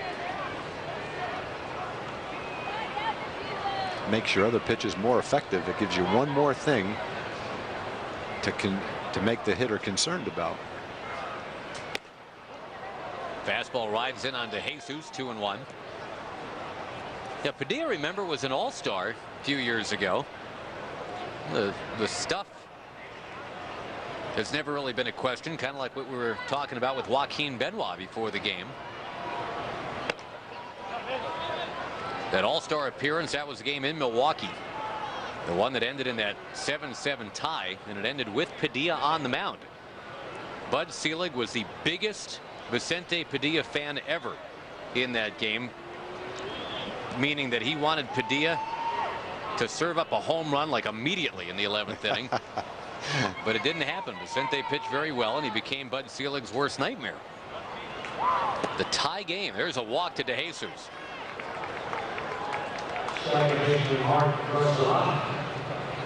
Mark Grudzielanek will come up next, the El Paso native. We're going to talk some San Antonio, though, right now. FSN Southwest showing you the Dodge High School game of the week. This weekend, San Antonio O'Connor against San Antonio Madison. Join FSN Southwest. Actually, that's tomorrow at 7 o'clock. And throughout football season, you will see the Dodge High School game of the week. Well, Thursday night football tomorrow.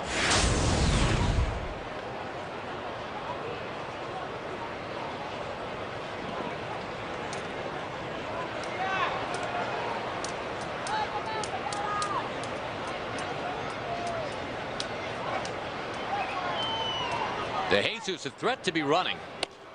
Right now, Grudzielanek is taking a strike. Of course, you got Gerald Laird behind the plate as your catcher tonight, and Gerald all season long, Tag's been doing a great job of throwing out those would-be base stealers. Yeah, they're probably going to think twice before they try to run on Gerald right now, down by a couple of runs.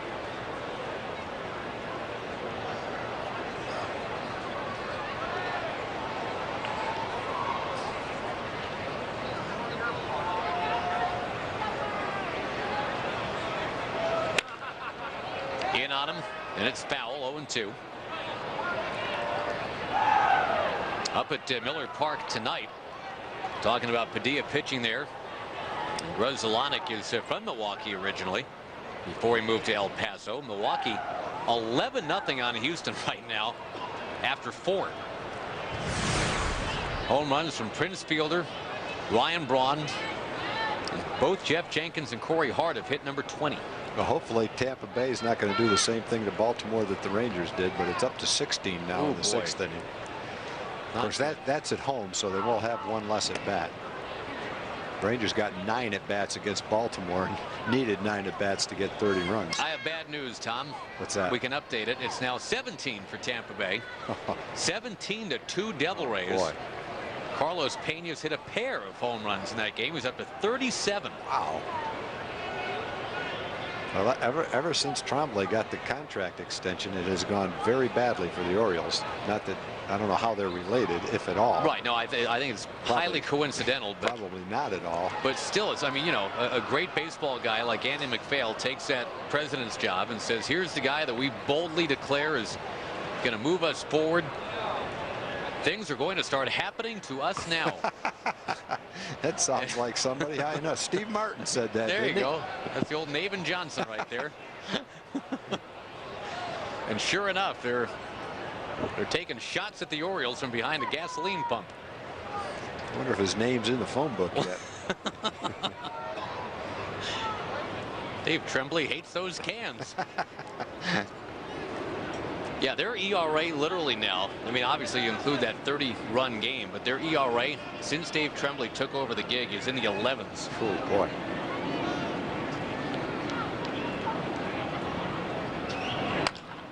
In the air right field. But it curls to Wilkerson. That is out number 2.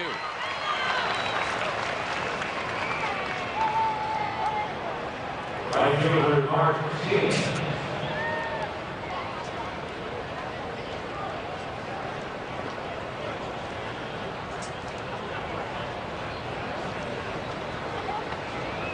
Got to be a little careful here with Mark Teague.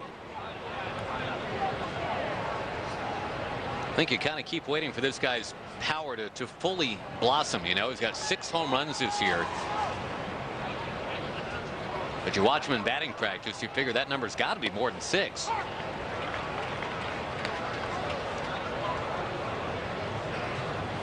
Last year he had 18. And a couple at Omaha when he went down for a little tune-up at AAA.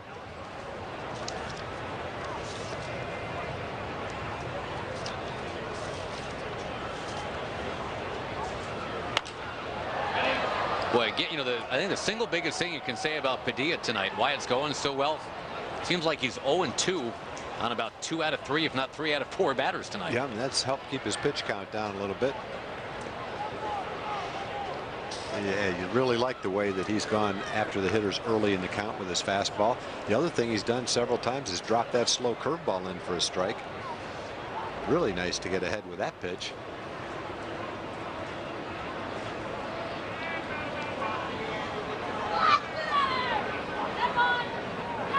If you get ahead with your fastball as a hitter, at least you've said, okay, well, I've seen the fastball. I feel like I've got a good idea how to time it, what the speed is. When they drop that slow curveball in, it's almost like you look up at the scoreboard and there's 1 strike. You haven't learned anything from it. You're probably not going to see it again. It's just like going up to the plate with 1 strike on you before you even start to hit. You haven't learned anything.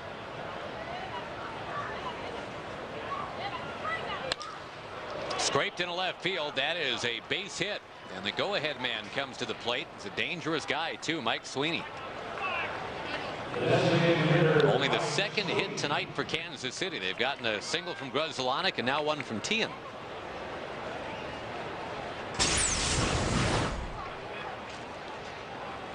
Pretty good pitch.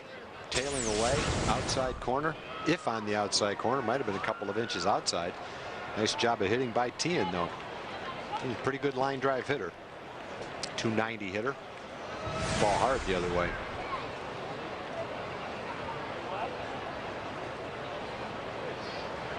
Well, Mike Sweeney, back when he was fully healthy, boy, he put up a couple of huge seasons for this team. Look out! He swung at it. Yeah, the ball hit him. He swung, but it sure looked like he swung. I'd hate to see him hurt like that with the ball hitting him in the hand, but he swung at it.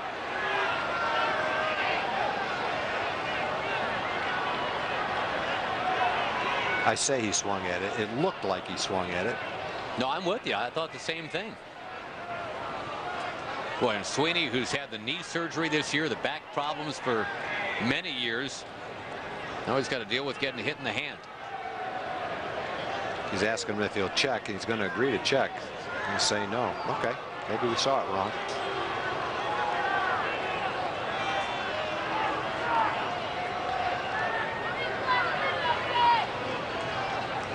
Now Padilla, who has quite often had issues with hitting batters, is going to hit Sweeney here to load the bases for Alex Gordon. And Sweeney's got to come out of the game.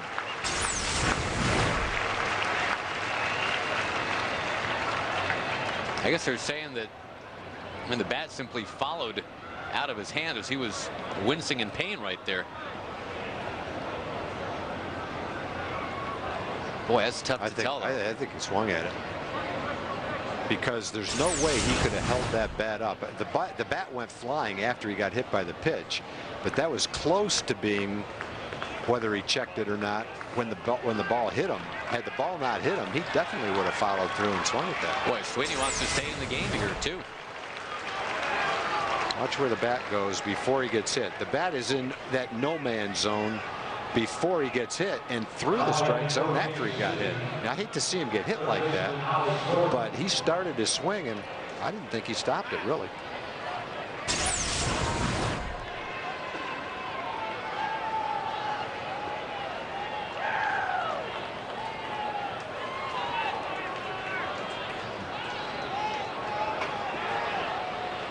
Gordon with the bases loaded, and you need Padilla to keep his composure now. He's up 2-0, just needs to get an out here, and it will stay 2-0 through 2/3 of the ball game.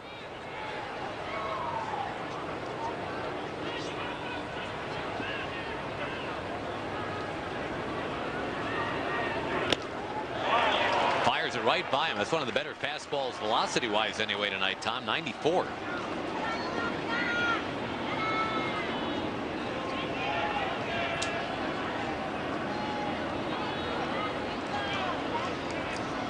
Gordon, remember, was 0 for 4 last night, struck out 3 times. But he was huge in the first game of this series.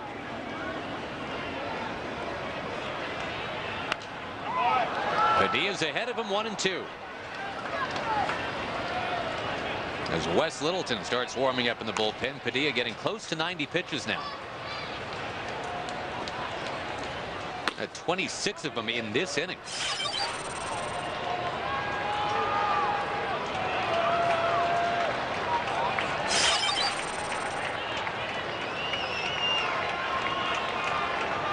With the bases loaded, 1-2 pitch to left field and foul. Well, that's 3 runs if it's fair. Fortunately, it's sliced foul.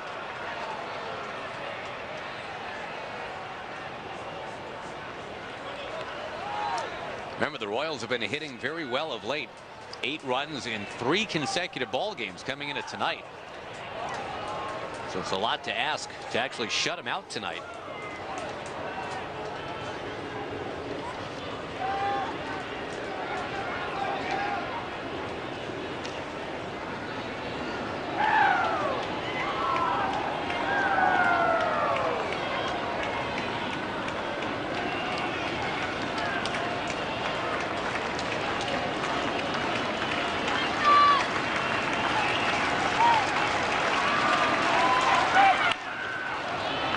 Chipped away foul. Will do it again.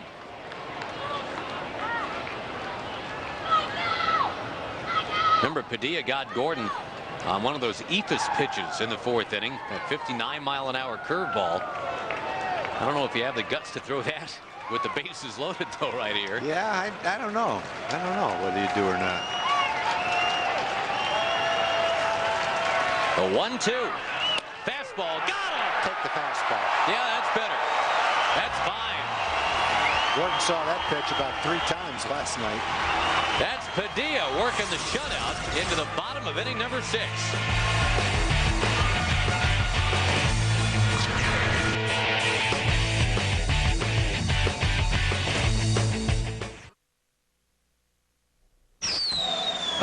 Time for the Sonic Slam inning, brought to you by Sonic. The jackpot is worth $1,200 plus tickets to a Ranger game and dinner for 2 at Sonic.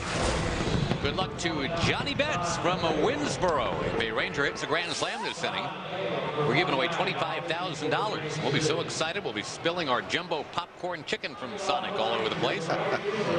John Bale takes over for Kyle Davies. Royals have to be pleased with what they got out of Kyle Davies tonight, Tom. A guy whose ERA was in the 6s this year. If you combine what he did with the Braves and the Royals. He allowed only 2 runs on 3 hits. He had pretty good stuff tonight. One of the runs, I think, was unearned because of the error on the pickoff throw. A lot of pitches, 4 walks, but he did have 5 strikeouts. Rangers did not hit a lot of balls hard against Davies tonight. So although he didn't go very deep into the game, he did have pretty good stuff.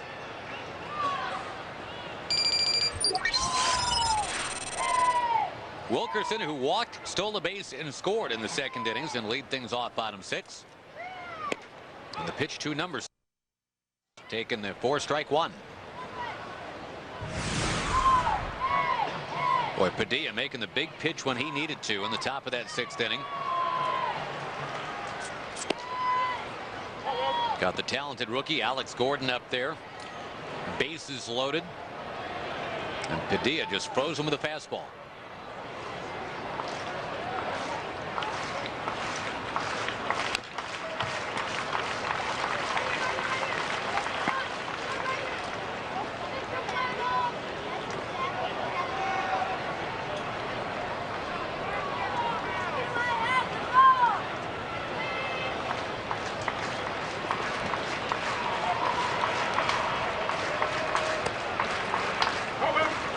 Rangers getting a run in the 2nd and a run in the 5th. And so far that is standing up as Padilla goes in search of his 5th win of the year.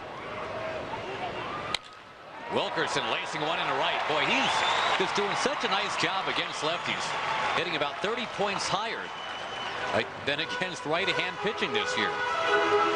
David Murphy comes up next as we go to Jim Knox. Thank you, Josh. A tremendous race in the dot race tonight. That's right. Just moments ago, an unbelievable unbelievable finish.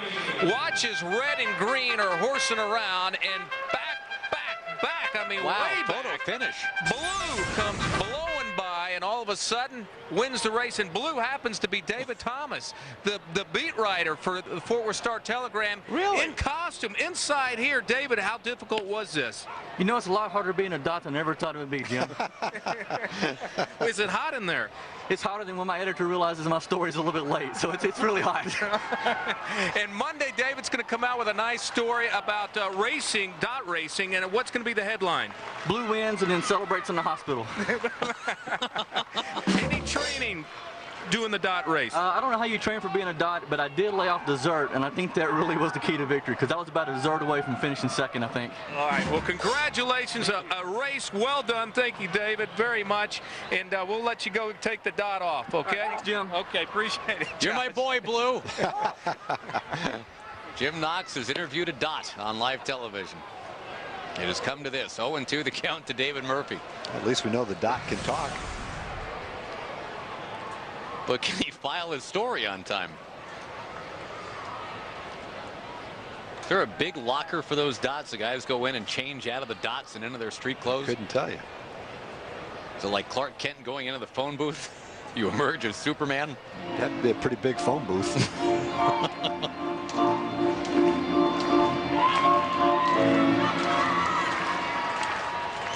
How do we know that was Dave Sessions of the Star-Telegram?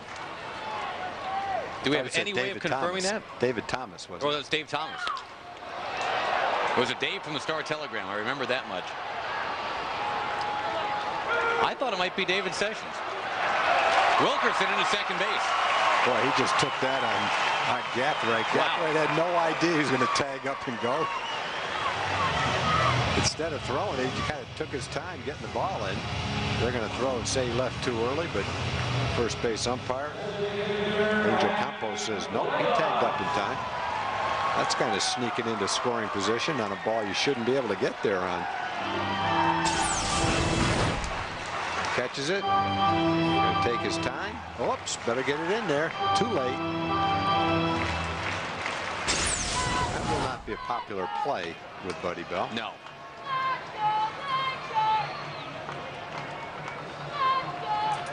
Yeah, it ends up working just like you've sacrificed bunted right there.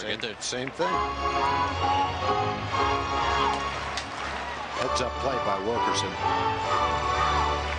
I mean, he could have done that same thing to a lot of guys, but a lot of guys wouldn't have gone back and tagged up and kept on going. Brad, good instincts right there. Told him that he was going to be able to make it. The element of surprise worked for him.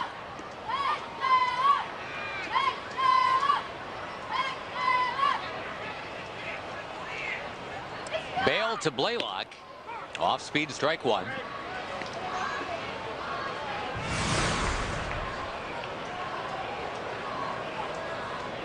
Hank, the RBI double in the second. Walked and was stranded in the fourth.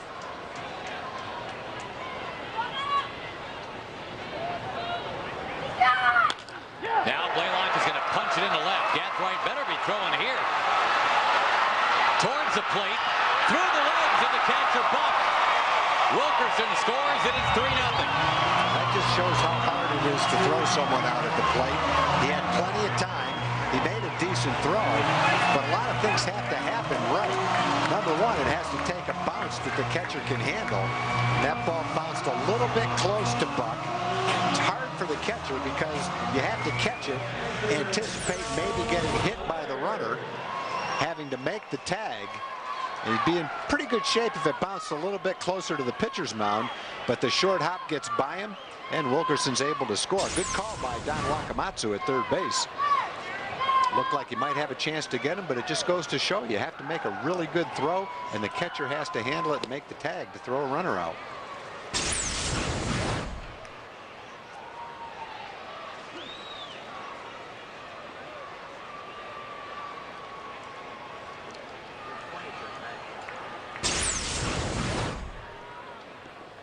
Now with Blaylock taking second on the throw, a little base hit by Laird here could extend the Ranger lead. You see Brad's hand come right across the bag, right across home plate. Good slide. You can't just block the ball. You have to catch it and tag it. And that's not easy on that kind of a bounce. And a good send by Don Wakamatsu. Definitely. Third base coaches, they always get yelled at when somebody's thrown out at the plate. Laird hammers it away to left. Gathright has to make another play out there. That's too bad. Good swing, good quick short stroke at that ball, and just hit a bullet right straight at Gathright. That's some bad luck. Now, talking about the role of a third base coach, Tom, I think every third base coach now, most of them anyway, have at least read snippets from that Malcolm Gladwell book, Blink, if they haven't read the whole thing. Malcolm Gladwell talks about what he calls the adaptive unconscious, the art of our brain or the part of our brain that makes quick judgments based on very little information. ER doctors have to do it, police officers, speed daters, third base coaches, they've all got to do it. Put that Blink philosophy to use. Make a snap judgment based on what you've seen in the past in a similar situation. It worked out well for the Rangers in that inning. They have blinked their way to a 3-0 lead at the end of 6. Wes Littleton coming on the pitch.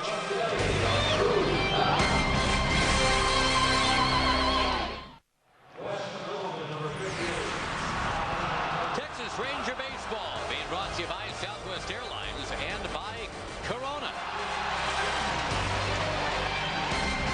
Vicente Padilla is staked to a 3-0 lead, and it's now not his game to be in anymore. The Rangers turn it to the bullpen after getting 6 innings of 2-hit shutout ball from their right-hander tonight. We go to a second right-hander of the evening. Here's Wes Littleton. That's the second time in 5 starts that Vicente has had shutout outings against Kansas City. 5 innings in his first start back from the disabled list. No walks and 8 strikeouts today. 6 shutout innings, 2 walks and 5 strikeouts.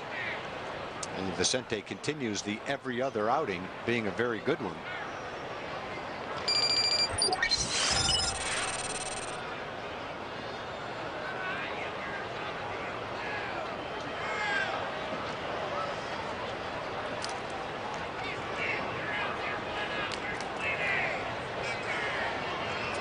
Littleton begins his night getting Butler to swing and foul one.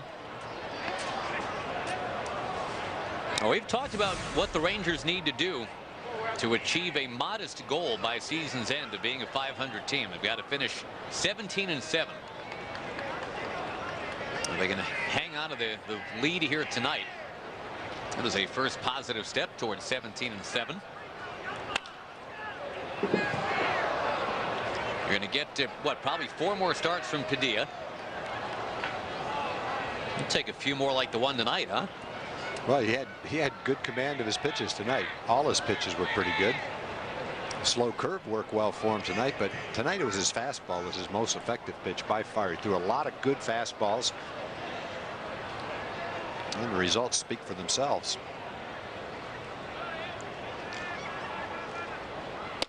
Inside to Butler. Now in the bullpen. This will be so much fun if we get to talk about this tonight. Bill White, 8-year minor leaguer, has not been in a big league game yet. Was just called up yesterday, much to his pleasant surprise. It was a great interview. I think it was Dana that had it in the pregame show with Bill talking about his first day on the job. Might have been Emily, but I think it was Dana. And you talk about a guy that's happy to be here, and he said, I felt like crying in joy, but I didn't want my teammates to see me crying. Because there's no crying in baseball? No crying in baseball, but I wouldn't have blamed him. There's Luis Mendoza, too. Luis has been taking some heat for the hair. It's a heck of a head of hair. I don't, anybody's giving him heat, they're probably jealous. 2-2 the count. There's been talk about well, let's just say asking Luis Mendoza kindly if he wouldn't mind getting a haircut, but he's 15-4. Yeah, right. Leave the kid alone. Grounder to third. Nice play. Vasquez right there at the line, throwing cross timing to get Butler. Luis Mendoza will turn 24 next month.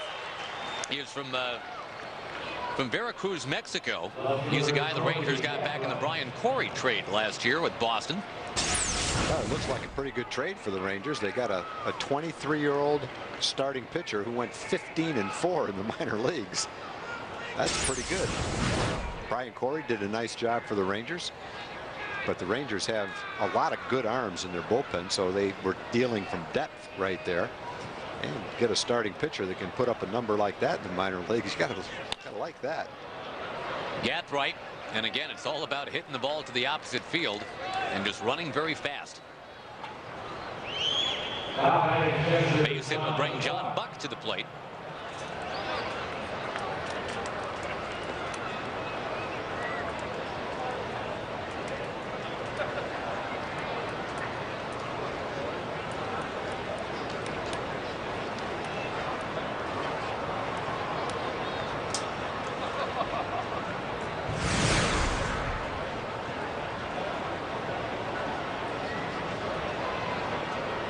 "17 home runs, pretty high total."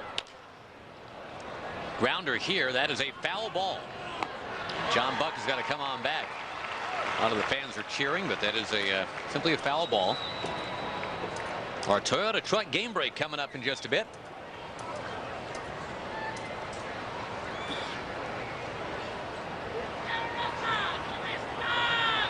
But Toronto has now tied Boston tag. It is 4-4 in the 8th. A Troy Gloss home run getting that done. Yankees no problems though against Seattle. They put up 8 in the 7th. Now A-Rod has added a second home run of the night, his 48th of the year. And the Yankees are leading Seattle in the 8th, 10-2.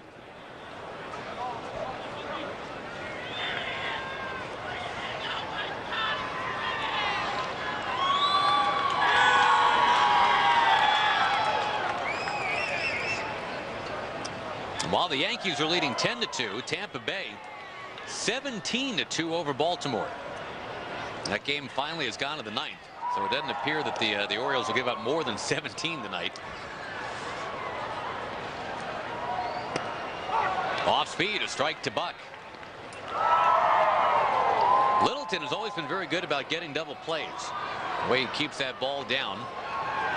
Although Gathright is a fast runner at first.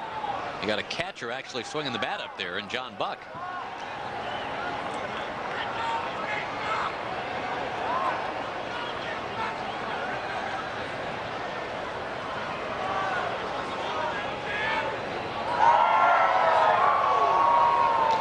Gathright goes, and Buck with a foul.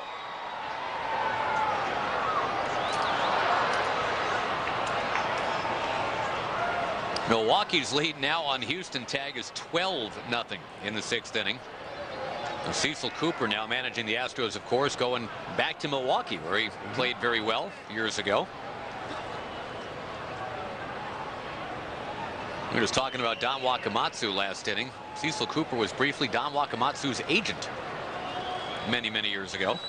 I remember when Cecil was doing that.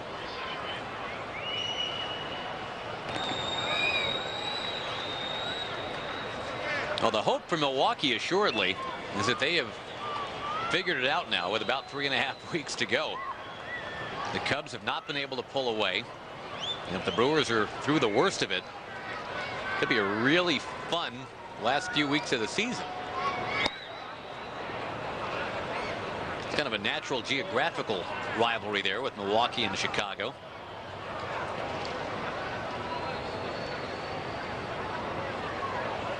The guy who was a popular Ranger last year, Mark DeRosa, having a very nice season in Chicago this year. I think Mark is having the kind of year for Chicago that pretty much exactly what you would expect him to have there.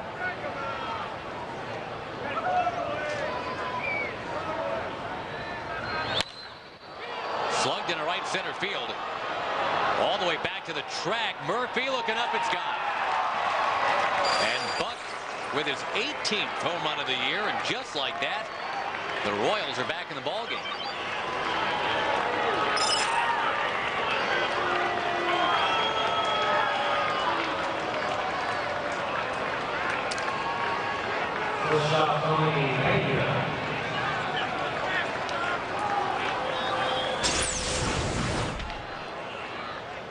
Well, It's a fastball out over the plate. Buck shows his power, drives that ball 410, 415 feet to right center field.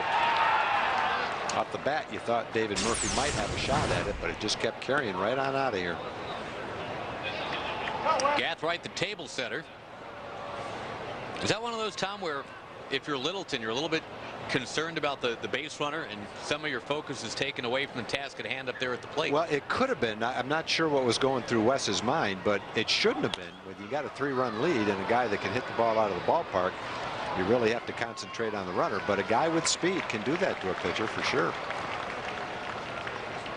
Pena pops out, which hopefully will settle things back down. And even though it was 3-0, Gathright had already tried to steal once. So I wouldn't be surprised if that was in the back of Wes's mind. Did it take away from the pitch? Who knows? I'm not sure about that. It was a decent fastball, but it was out over the plate up a little bit to a guy that has the power to hit it that way. To a lot of guys in the lineup tonight, you don't have to worry about that. But Buck is one of the guys that you do. That's 18 home runs for him. Well, here we go, Tag. This is a big moment for this guy. 28 years old, making his big league debut right now. Bill White is coming on to pitch in a 3-2 game. We'll come back in just a moment.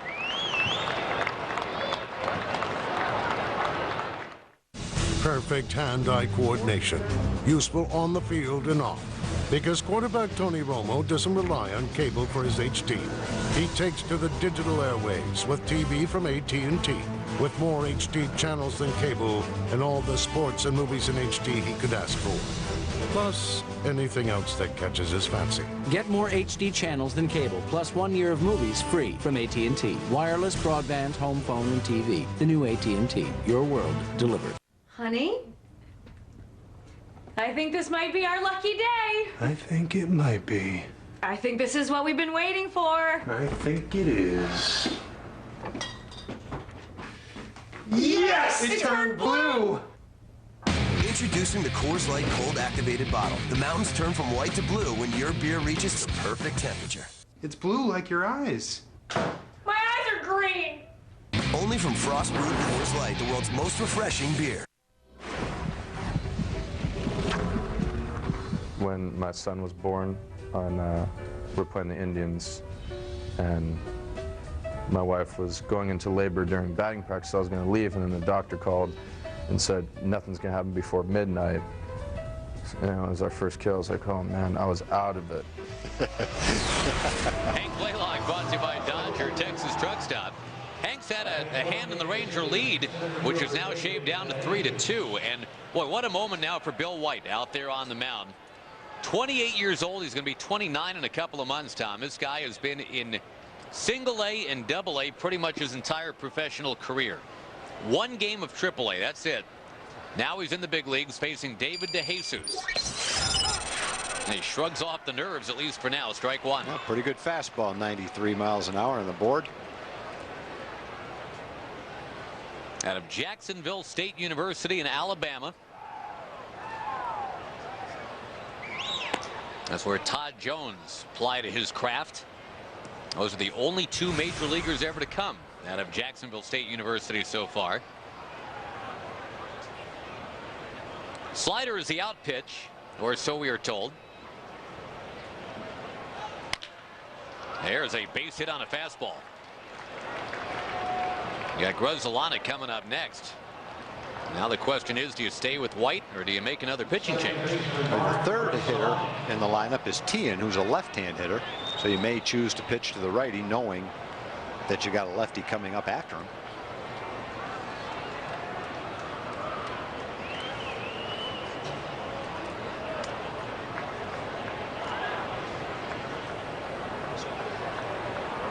White's ERA was in the mid-4s for Frisco this year. But he's changed the grip on that slider. That pitch has been a lot better for him. He's going to get Grzelcyk to pop one into left center. That's fastball that time. On the board, that was a 94 mile an hour fastball. Yeah. A little bit of adrenaline perhaps right there. Yep. Bill White is in the big leagues, folks. Whew. Take a deep breath. He got it done. 3-2 ball games. We send it to our studio now for the Toyota Truck Game Break.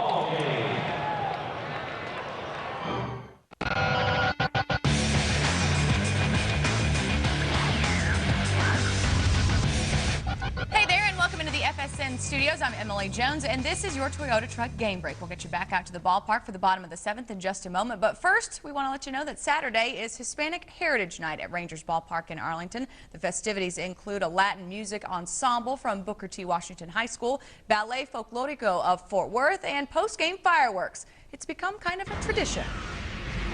This is actually the 8th consecutive year that the Texas Rangers are honoring Hispanic heritage during the month of September, which coincides with Hispanic Heritage Month in September and October. AT&T and the Texas Rangers feel it's important to honor the Hispanic community of North Texas, along with the impact that the Hispanic players on both the Rangers and this year the Athletics have had on the game of baseball. The Rangers have a long history of Hispanic players that are stars in the game, and we like to celebrate that each year. Time to get you back to the ballpark. We'll see you back here afterward for Rangers Live. Tonight on the best damn sports show, period. He's back, the Stray Train, Michael Strahan, plus the most feared man in the NFL, Ray Lewis, and Team USA superstar Dwight Howard. Tonight at 11. Well, the Rangers lead down to 3-2 now, and a well-pitched ball game tonight by the starters, especially Kyle Davies, Vicente Padilla. For Padilla, a 2-hit shutout through 6 innings. Rangers have a big night going from Hank Blaylock tonight. Now trying to pad that lead of 3-2.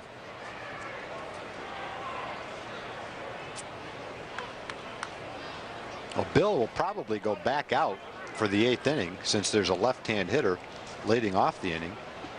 And then after Sweeney, there's a left-hand hitter, Gordon.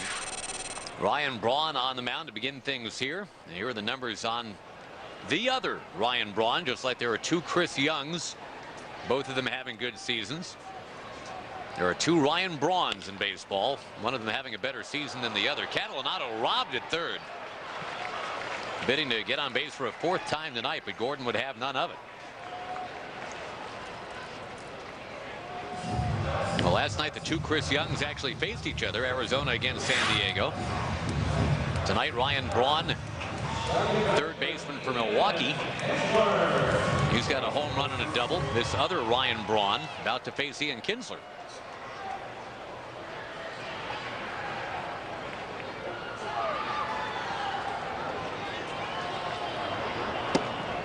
Now, Ian's got that 10-game hitting streak in some jeopardy right now. 3 fly ball outs tonight.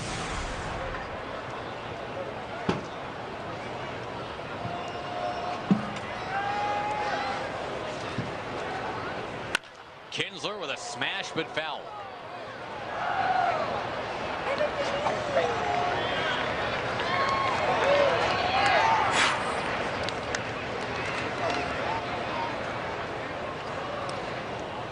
Mercifully, that Tampa Bay Baltimore game has gone final. 17-2 Tampa Bay. Another grounder to third. Kinsler, boy, almost beat it out. Gordon almost waited too long to throw that ball.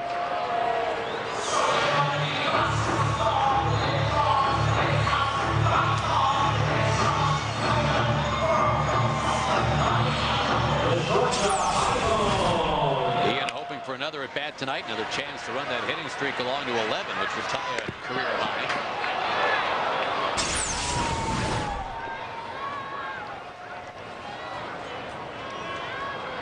Now, the Rangers got out of it in the top of the 7th, having allowed a couple of runs. And Bill White, the 28, soon to be 29-year-old rookie, making his big league debut. He allowed a single, but then got Grzelcyk on a fly ball. Got 3, 4, 5 in the order coming up in the top of the 8th. That is lefty, righty, lefty. So I guess it would make sense to stay with Bill White at that point, right? If it's lefty, righty, lefty. Yeah, there's at this time of year a lot of guys in the bullpen, so you can mix and match all you want in September late in the ball game, whichever way Ron chooses to go with it. Boy, Michael Young just keeps on hitting. 29 to go before he can claim another 200-hit season. 2 base hits into center field tonight.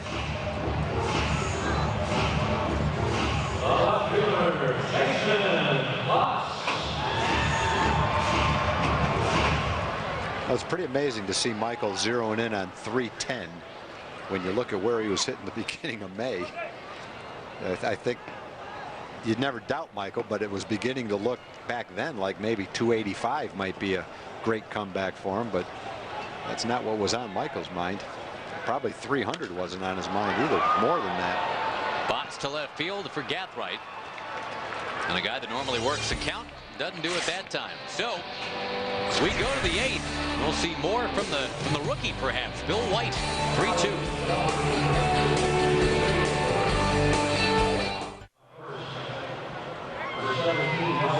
Time to recognize Chevy's most dependable fan.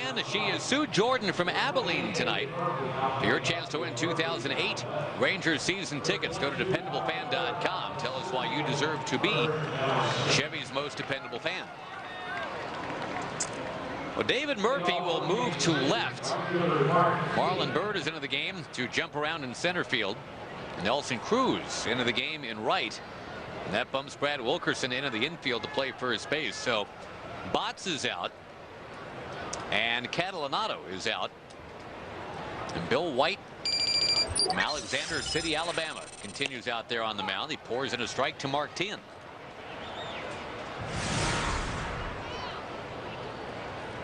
Bill White seemed fairly passionate about the Auburn University football program when I got a chance to talk to him yesterday. Growing up just outside of where that campus is. And remarkable, Tom, I mean, for a guy who the Diamondbacks had designs on being part of their plans originally. He was a third-round pick in 2003. I mean, he was a guy that spent parts of 01, 02, 03, 04, 05, 06, and 07 all at AA. Never getting a chance to go to AAA except for one game this year. Well, unfortunately, it happens occasionally in baseball where a guy will be labeled as an organizational player and a AA player, and no matter what he does, he has a hard time moving. It doesn't happen a lot, but occasionally it does. But it's nice to see a guy break out of that stereotype and get the opportunity to move up and come to the big leagues.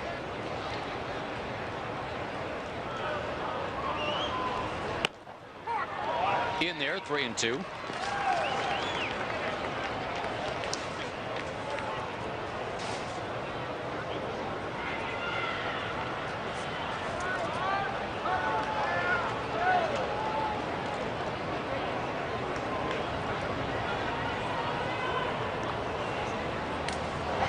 He got him.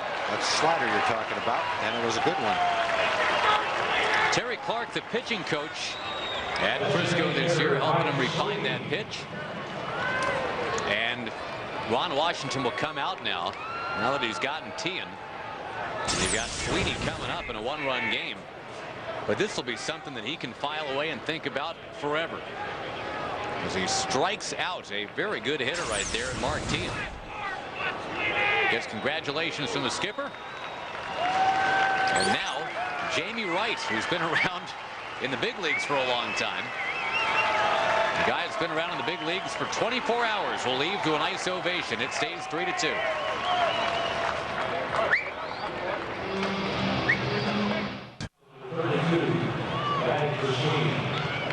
College football Saturday returns to FSN. Guess when? Saturday. This Saturday? Yeah. Triple header action. Fresno State and A&M. Then the terrific game, TCU and number 7 Texas. Colorado, Arizona State after all that. Shane Costa pinch hitting here for Mike Sweeney. And pinch hitting for Mike Sweeney because I'm sure that ball that hit him off the hand just didn't allow him to swing a bat again.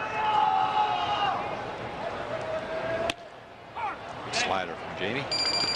So a great slider from the 28-year-old rookie Bill White not too long ago.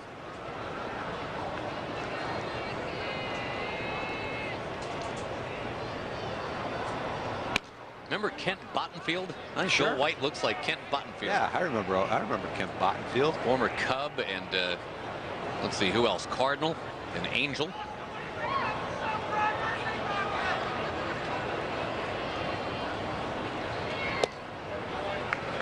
Outside, 3-1 to Costa. Don't want to put that tying man on.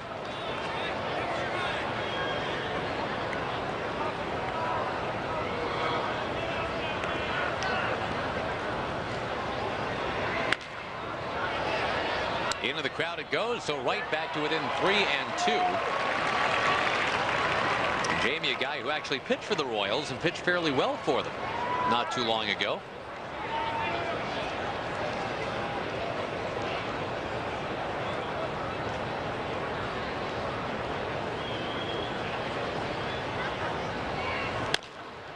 Reaching out, tapping it to short is Costa. Mike Young guns the throw, a pick over there by Wilkerson. What a play by Wilkerson. That's a tough pick right there. Michael threw that ball as hard as he could. I don't know if Brad even knows how he caught that ball. That ball was a low skimmer. I don't know how you could estimate where that ball was going to bounce, but somehow it ended up in Brad's glove. Michael knows he's got to get rid of it quick to get Costa. Man. Somehow Brad caught that ball. I don't know how. Just moved in from right field this inning to play first base. So 2 down now, and the batter Alex Gordon. With a 1-run lead. It stayed for the Rangers yesterday. They won 9-8, although boy, it sure got shaky at the end.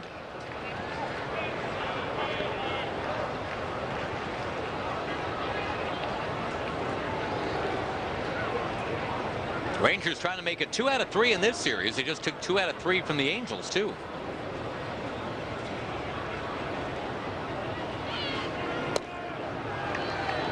Mm, 2-0 the count to Gordon.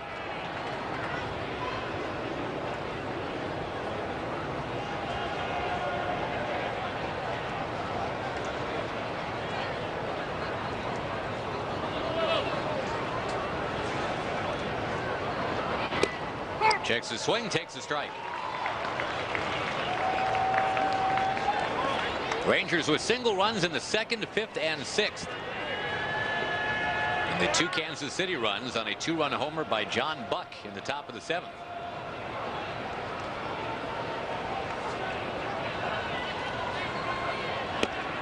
Again, a strike, 2-2.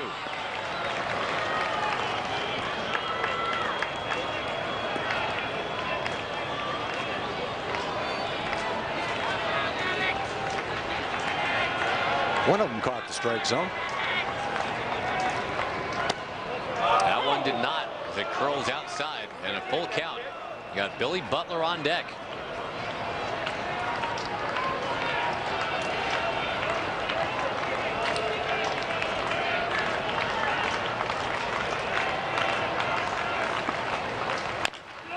On the ground, foul.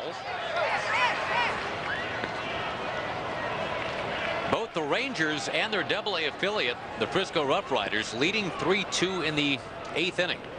Frisco opening up their playoff series with San Antonio tonight. Herman Duran and John Mayberry with home runs. That ball is going to get to Kinsler. Wheels, fire, and That would have been a highlight play for a month right there. That would have made the monthly reel. Strangely hit ball. I thought I was going to be into right field. Wasn't hit that hard, which gave Gordon a better chance to beat it out. But somehow Ian got to it, and then somehow he got an accurate throw to first base. Turning like that, that is not an easy play. Don't try that one at home. Wow, what a play. Didn't quite get him, but doesn't take away from what kind of play it was.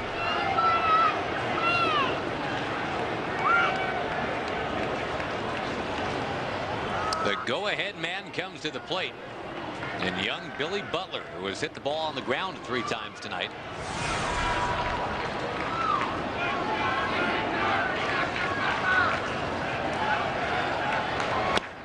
He will take strike 1.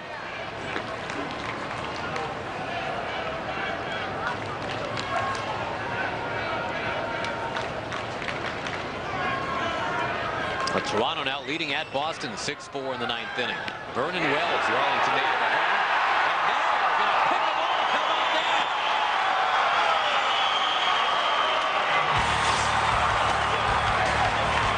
We'll get to the rest of the scores later.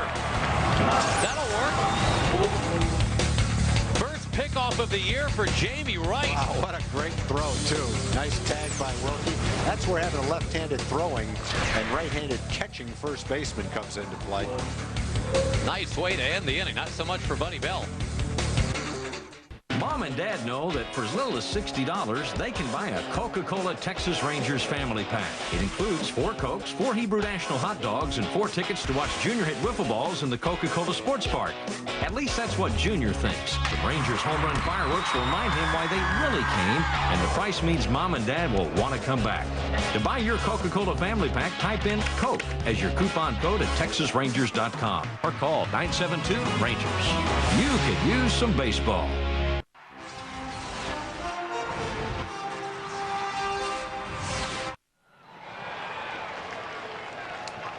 Progressive showing you the upcoming schedule of Ranger baseball. Got the day off tomorrow, but then the Oakland A's come to town. The ERA leader in the American League, Dan Herron, going Friday. Saturday, Godin against Gabbard. Lenny DiNardo against Kevin Millwood. Looks like the matchup on Sunday.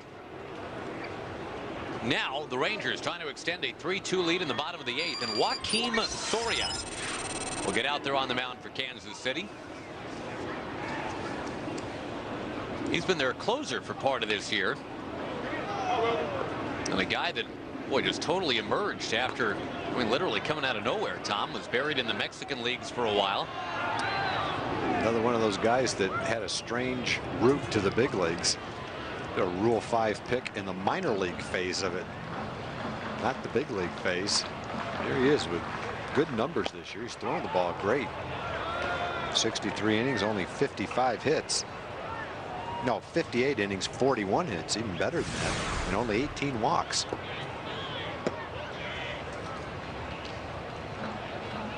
Yesterday, the Rangers in the bottom of the 8th inning, they tacked on an insurance run. There's a lot right there. That's some kind of curveball. Yeah, Wilkerson just kind of flailing at it. The Rangers trying to tack on an insurance run in the 8th inning tonight.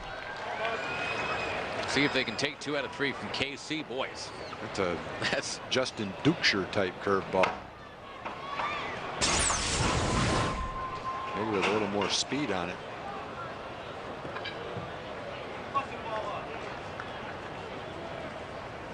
David Murphy's going to chop one right to first. A very quick at bat for Murphy. Blaylock comes up next. Well, the Rangers in the bullpen now, Tom. They've got not C.J. Wilson out. They've got Joaquin Benoit, who pitched a stellar 8th inning yesterday. I doubt that C.J.'s available. He had the one off day. Before that, you've got the numbers. He had 2 outings where he threw like 50 pitches combined. Then he had a tough inning last night. It might be, well, it's today, and with an off day, he might be available the game after that, after we get back from the off day. I doubt he's available tonight. His velocity was down a little bit last night, around 91 instead of 94. And he battled through it, but I think he needs a rest. Good changeup. Soria's got a good assortment of pitches, boy.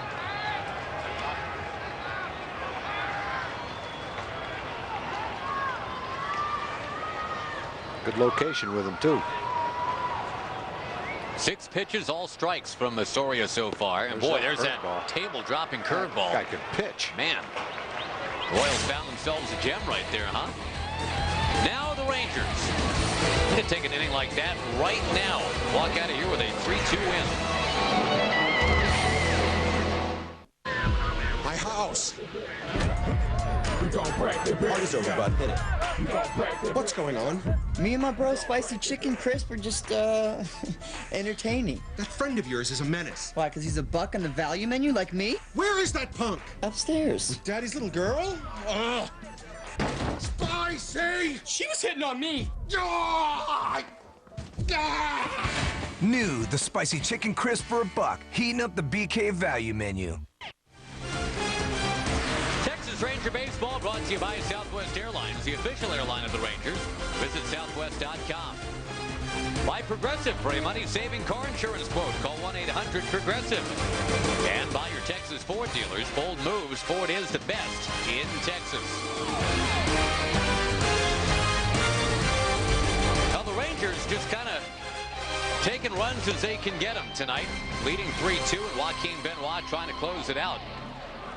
Our energy to take you anywhere, brought to you by Valero. Maybe the difference in the game right now. Time to take you back to the 6th inning. Brad Wilkerson tagging on that fly ball to left and trotting into second base. He then scores on a base hit by Blaylock. Rangers heads up base running for sure. Yep. Taking liberties on Joey Gathright a couple times.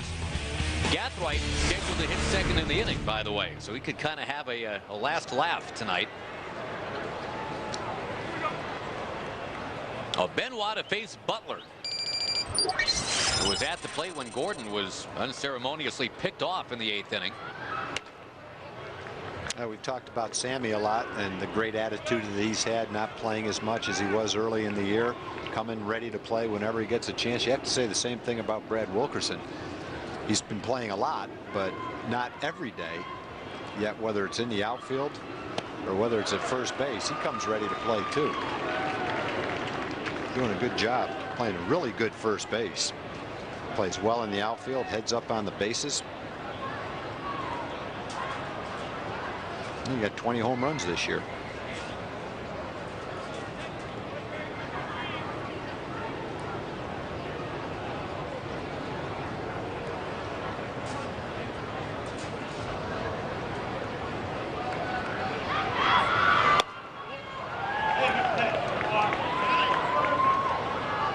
Rangers could get to within 9 games of the 500 mark, and considering they were 19 under in the middle of June, considering they've dealt the likes of Gagne and Lofton and Teixeira, etc., Ron Mayhay,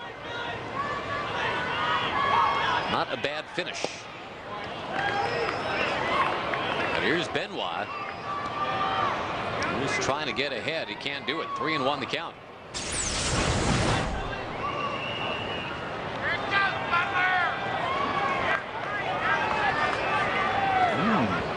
Better than it looked.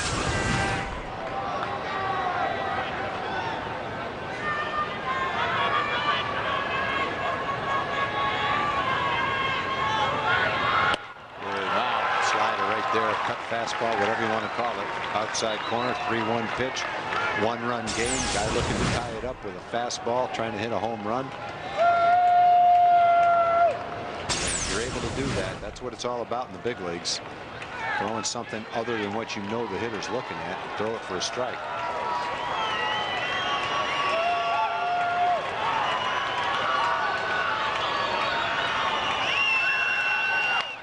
Fouled away. Fastball that time. A lot of people touch that foul ball.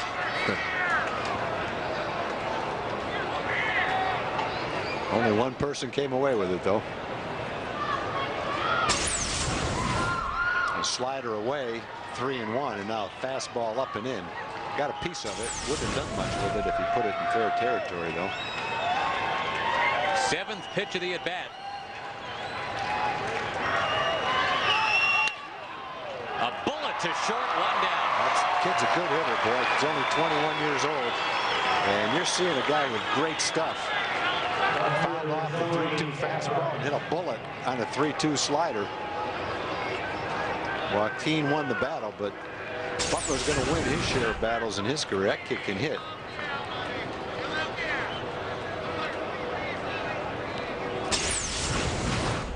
Now it is Joey Gathright to the plate. As we've said, the Rangers have run on that arm of his tonight. Vasquez guarding the line at third.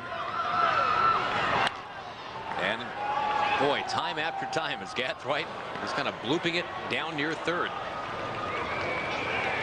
Folks, for those ARCA website Wednesdays, you can get half-price tickets online for the Angels game on September 26th. Check it out at TexasRangers.com.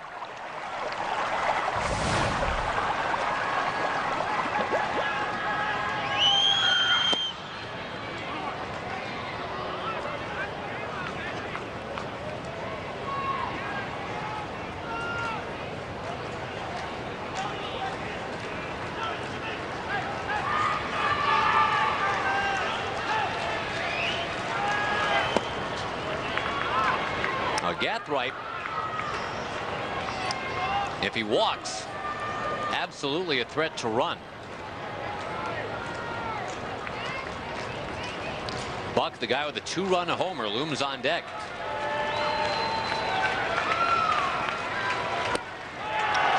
Two and two, the fastball.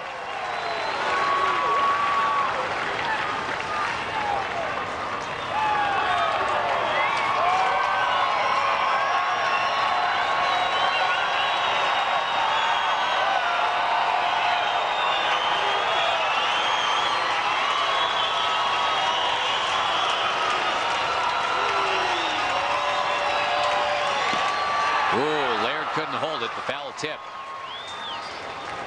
96 on the board, 95 on our gun.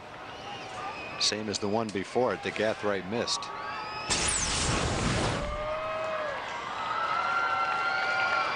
That's where that little thing that comes down to protect your Adam's apple on the face protector, on the mask, really comes into play. That ball hit right at the bottom of his mask, right near the chin.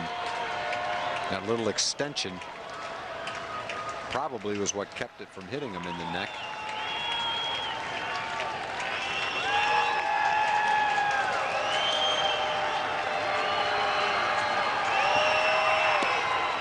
Down and outside, so another full count. They showed him something besides the fastball, but boy, Gathright sure hasn't proven he can hit the fastball yet. At least not in fair territory.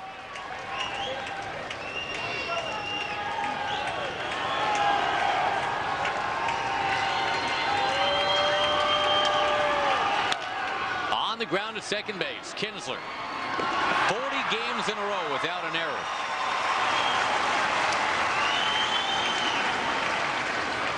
Twice Benoit pushed to the brink. Yeah. And he bends and he doesn't break.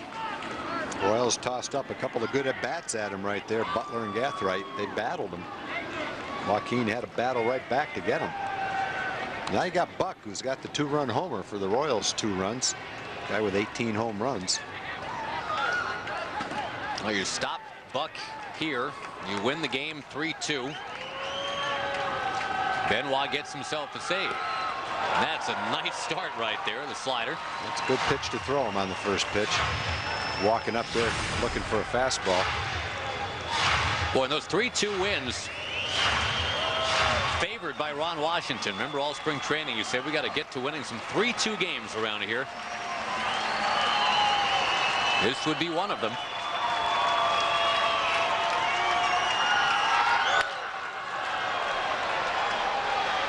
No balls, 2 strikes. And don't forget Rangers Live coming up when the ball game is done. Dana Larson will take you through that, and Benoit hoping to get it there in very short order.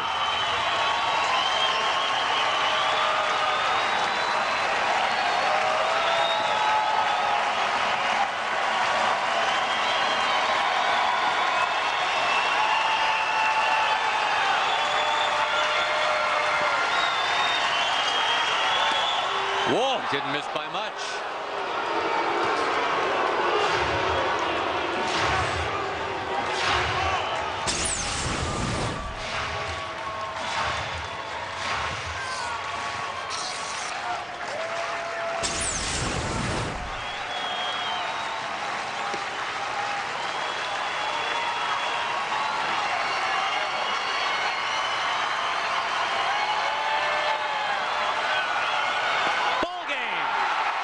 Changeup.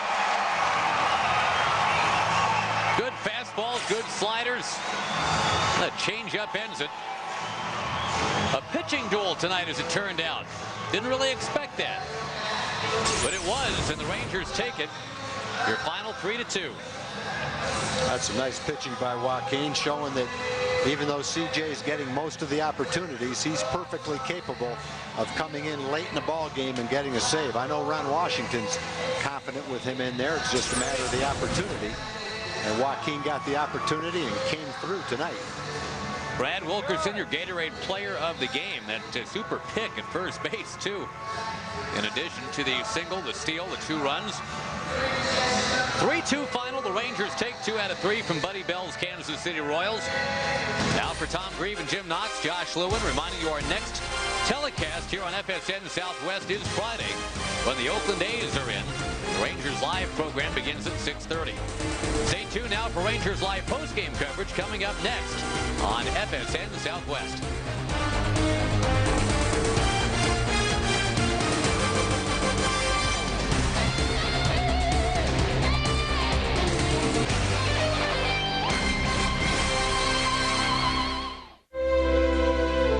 They've stormed beaches and freed countries.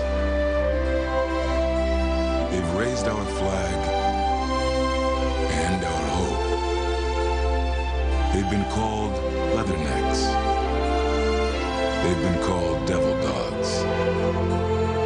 But above all, they're called Marines.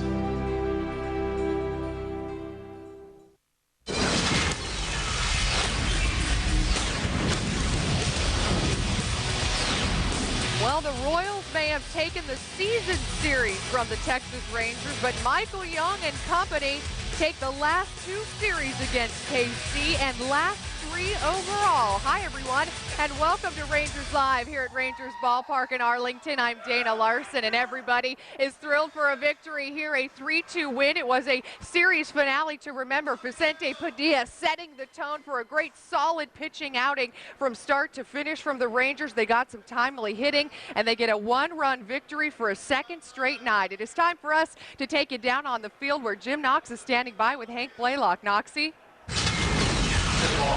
All right, thank you very much, Dana. Here he is. He's back. Hank Blaylock got the grand slam on Sunday, and then you're back. A couple more hits tonight.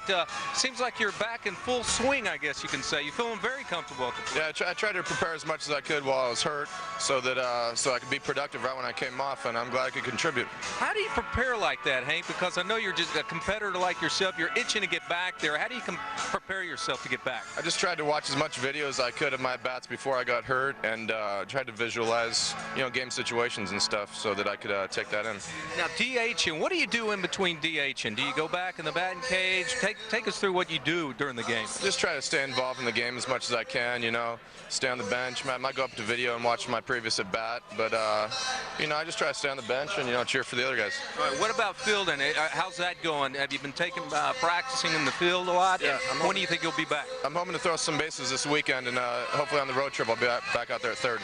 Congratulations, Hank. Good to see you back. Right now, let's head upstairs and join Josh and Tom. Josh?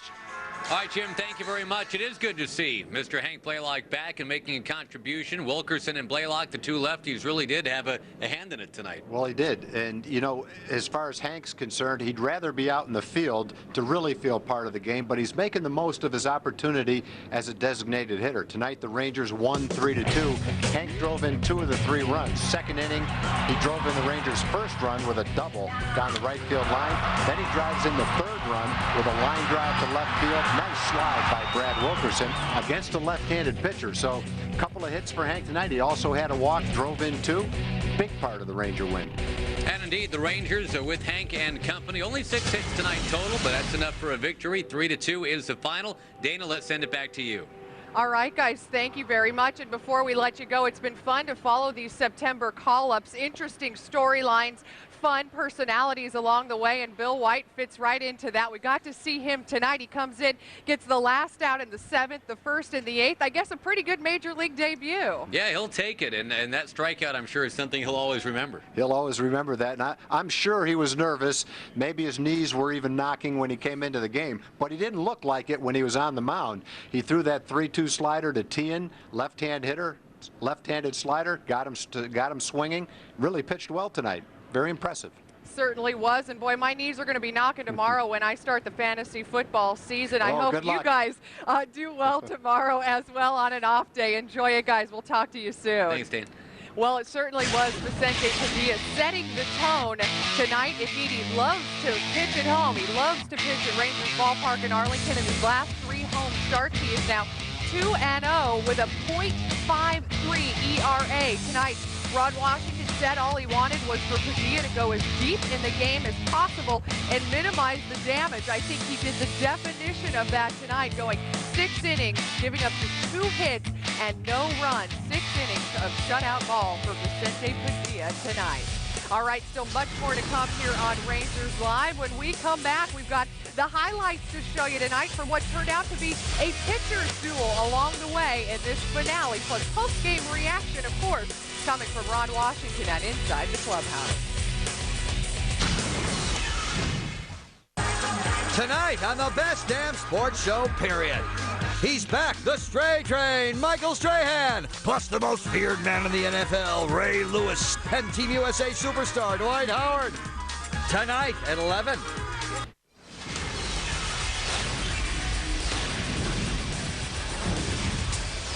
Welcome back to Rangers Live inside the FSN studios. I'm Emily Jones, and it has been a tale of two halves for Texas. After starting the season 26-44, the Rangers have gone 39-30. Tonight's W in the finale of this three-gamer against the Royals gave the Rangers their third straight series win.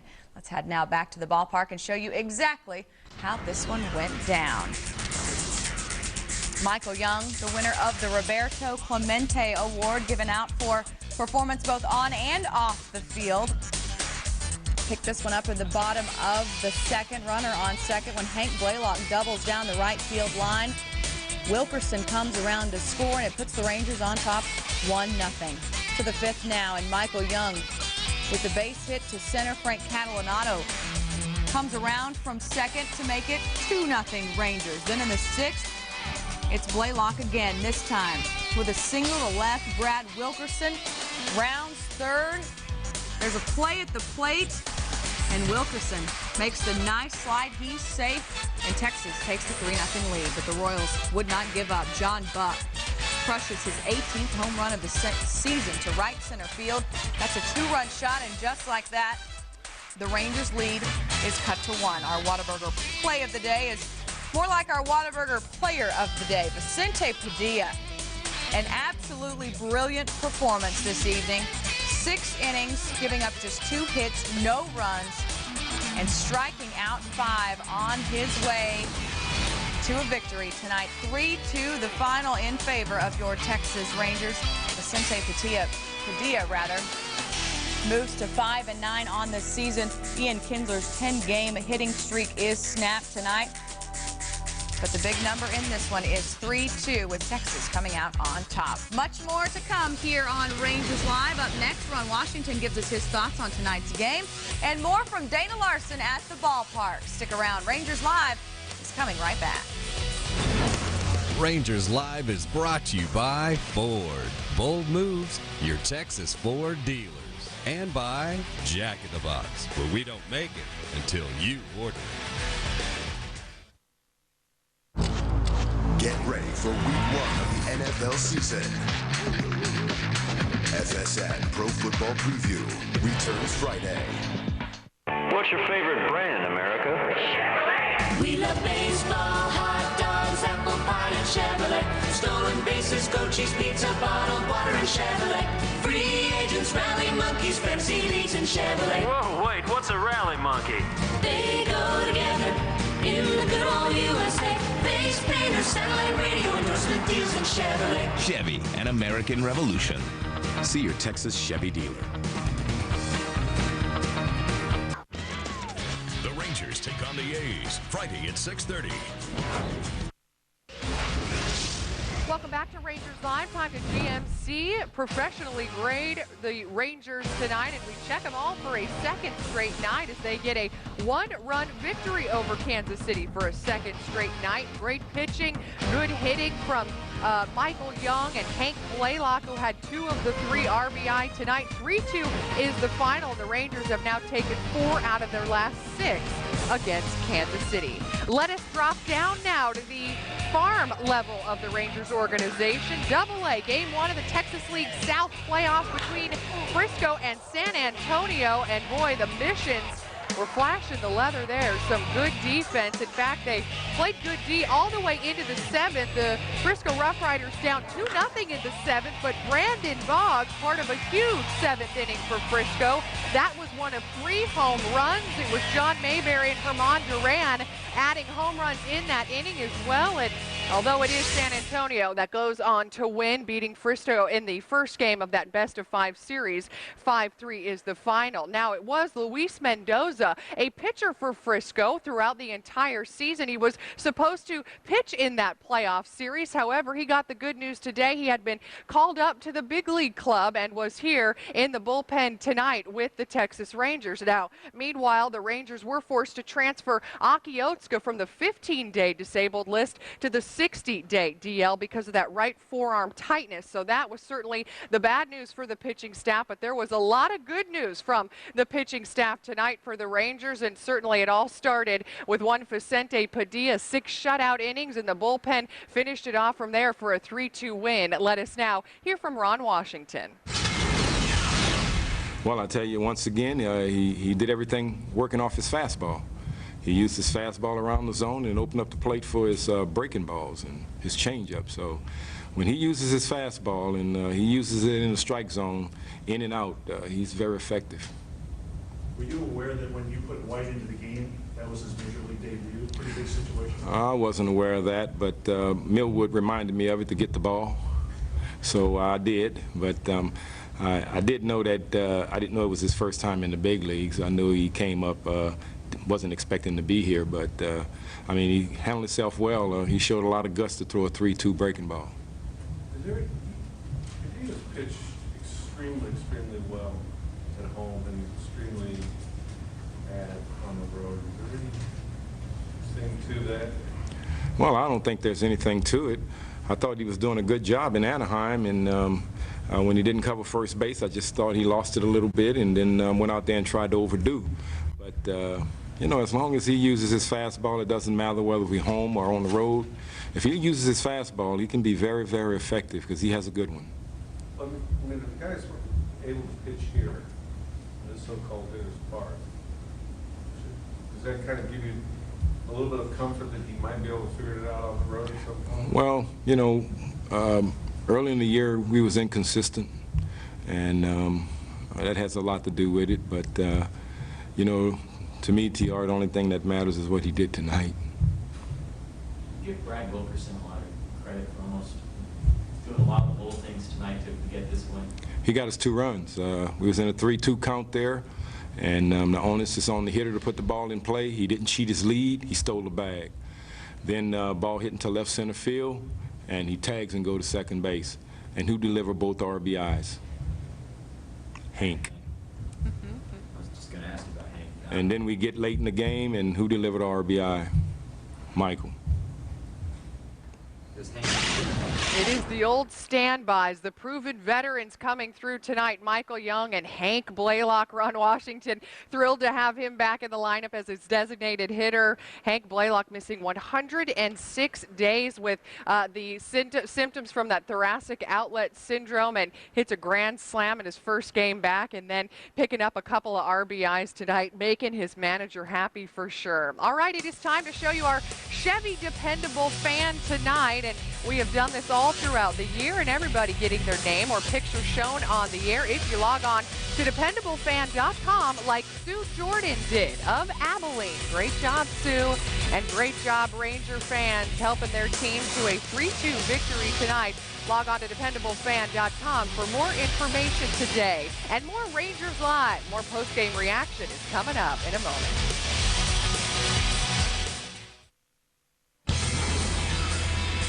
Welcome back. Let's check in around the division. Other action in the AL West. A's and the front-running Angels. First inning runners at the corners. Darren Anderson looking for his 10th straight game with an RBI, and he brings in Orlando Cabrera to tie a franchise record for consecutive games with an RBI. But here come the A's. They're rallying. Mark Ellis with a go-ahead 3-run home run off Joe Saunders. It's now 3-2 A's in the 7th. Saunders touched up again, gives up a leadoff home run to Donnie Murphy, who just hooks it fair, and the A's go on to win. 6-2 is the final over the Angels. So how about those Seattle Mariners trying to hang tough, taking on New York. New York leading Seattle by 2 games in the wild card, trailing 2-1 in the 7th when Alex Rodriguez does it again. He was questionable to play tonight, and that one gets out of here in a hurry. 47, home run number 47. How about that one, tying it at 2, and then more action with Derek Jeter. Johnny Damon coming around to score. Melky Cabrera beating the 3, and it's 7-2. Still in the 7th. Batted around, back to A-Rod, and guess what? He does it again. 2 home runs in the inning alone. The Yanks score 8 in the 7th. Go on to win 10-2. Another curtain call for Alex Rodriguez, and this is the way the American League wild card is looking right now. New York extending that lead over Seattle by a full game tonight, beating them head-to-head. So it is Seattle 3 games back, Detroit 3.5, Toronto 6.5, and Minnesota trying to hang in there 9 games back. The Yankees looking good right now. Another guy looking good tonight was Bill White, the 28-year-old career minor leaguer, making his major league debut tonight, coming in the 7th, getting the final out, making the first out of the 8th, and getting to keep that getting to keep that baseball. And he also got to talk to our Rick Renner after the game.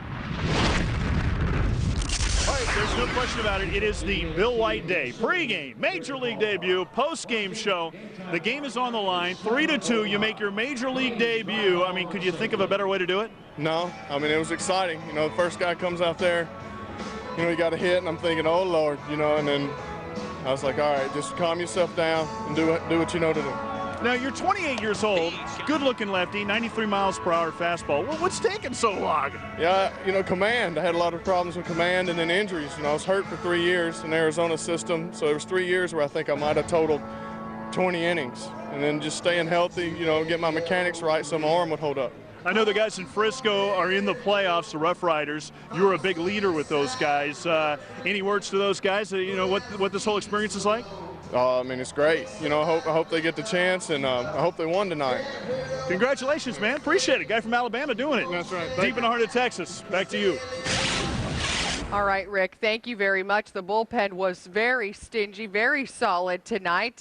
It was Bill White giving way to Jamie Wright and then ultimately to Joaquin Benoit, who came in to put away the Royals in the 9th inning, earning his 3rd save. And Rick Renner moving quickly from the field into the clubhouse. He caught up with Joaquin Benoit. All right, we're here with the great Benoit, who is basically unhittable right now, huh? Well, no, I'm not going to say I'm terrible. Having a good year and enjoying myself. What I like is every time I read in the paper, you know, you get to a certain thing there and you get like another raise, $25,000. Is that a lot to live up with pitching in so many games? Well, if I'm going to get in every game, they're going to get paid for extra. I don't mind. You know, it's something that we work for and we work hard.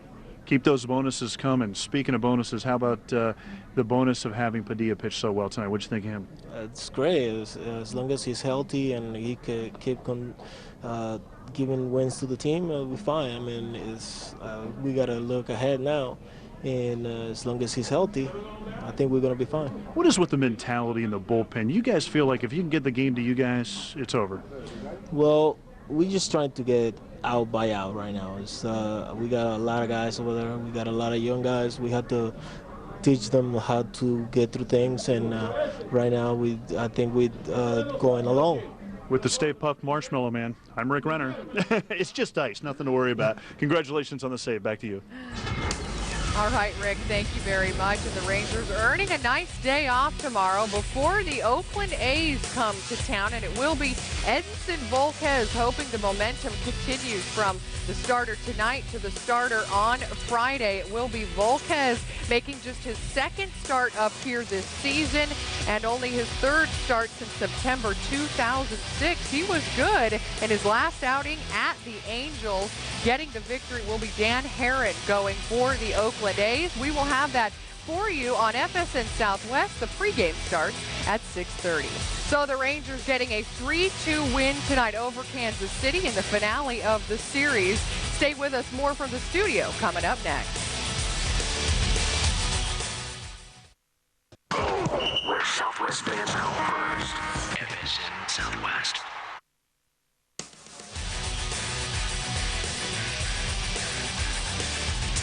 Welcome back into the FSN studios, we've got news from the college ranks tonight where the Big 12 named a new commissioner. Dan Beebe will simply remove the interim tag from his title. Beebe stepped in for Kevin Weiberg back in July after Weiberg left to run the Big 12 network, or the Big 10 network rather. Beebe brings 25 years of experience to the job and is undoubtedly looking forward to his latest challenge. Here's Keith Fletcher. It's my great pleasure to introduce the next commissioner of the Big 12, Dan Beebe. And so begins the tenure of just the third Big 12 Conference commissioner in its 12-year history.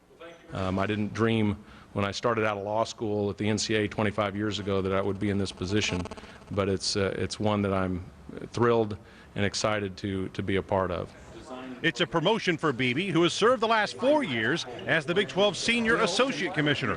Before that, he served the previous 14 years as the Commissioner of the Ohio Valley Conference. This was a unanimous vote of the board. We had, and we're very pleased to have had, very significant candidates that expressed an interest in the Big 12 Conference. Gives us confidence that we are a premier athletic conference and a leader in intercollegiate athletics. Beebe takes the reins from Kevin Weiberg, who resigned in June after 9 years as the boss of the conference.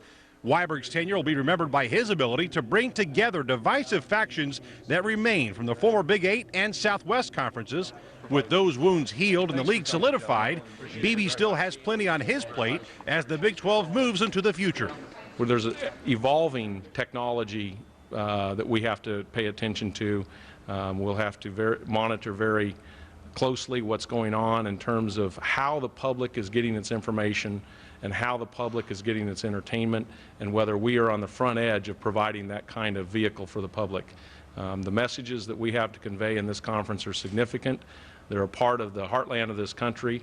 The citizens here deserve us to convey those messages in a positive way through our athletics programs, and we have to be committed to stay on the front edge of that.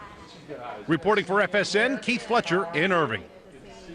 Keith, thank you. It is a big weekend on the Big 12 gridiron in College Station. The 23rd ranked Aggies welcome Fresno State to Kyle Field. When Bulldogs head coach Pat Hill arrived at Fresno State 11 years ago, he vowed to play anyone, anytime, any place, and he's definitely lived up to that creed. This will be the 30th game the Bulldogs have played against a BCS school, and all but 4 have come on the road. FSN college football analyst Pat Jones gives us a preview. Fresno State versus A&M at College Station. Last year, Fresno State had an uncharacteristically down year for them. Usually, Pat Hill, the head coach at Fresno, and his people have about as tough a program as anybody around. We'll find out in College Station. Can the Stephen McGee-led A&M offense continue to improve? Goodson, the tailback, is something that A&M hasn't had down there in years as far as a home run threat. We know what Big Lane can do, particularly in short yardage situations. The A&M offensive line is veteran and talented and will play well. So will the A&M tight end, so will the A&M receivers. We'll see whether how much and whether A&M can continue to improve defensively. But Fresno State will come to College Station and put up a fight. Coach Jones, thank you. We've got you covered on this college football Saturday. We get things going at 1 o'clock with Nissan on Southwest Football Saturday. Our first game begins at 2:30, that Fresno State at A&M clash. Then at 6 o'clock, it's 19th ranked TCU at number 7 Texas. Then we wrap things up at 9:15 with Colorado taking on Arizona State, and we'll get you up to speed on everything at 12:45 a.m. with Big 12 Live. Stick around. We've got more bonus coverage coming up.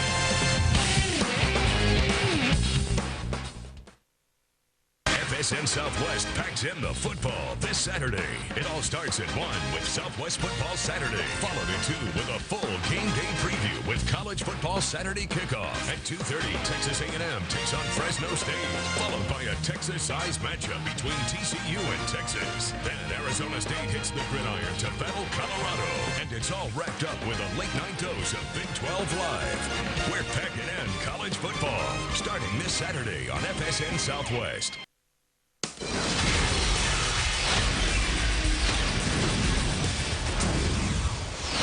Welcome back inside the FSN studios for bonus coverage following the Rangers' 3-2 victory over Kansas City tonight. We switch gears to the NFL now, and the season officially begins tomorrow night when the defending Super Bowl champion Indianapolis Colts play host to the New Orleans Saints. The Cowboys opened the 2007 campaign 3 days later against NFC East rival New York in a Sunday night tilt at Texas Stadium. And for the very latest at Cowboys headquarters, here's Bill Jones and Mickey Spagnola in today's Cowboys 2-minute drill.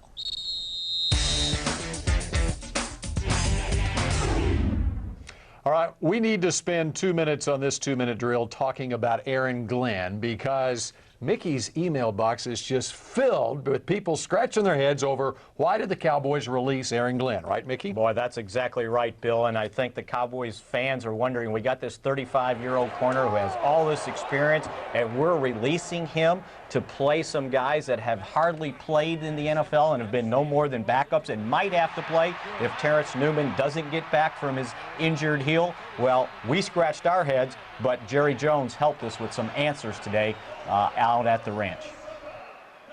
It was, I have a lot of respect for Aaron Glenn, and boy, he really gave us a great 2 years. But I really want, ultimately, the guys that have the best chance to make the plays, to have the ability to make the plays. Sometimes just being in the right spot's not enough.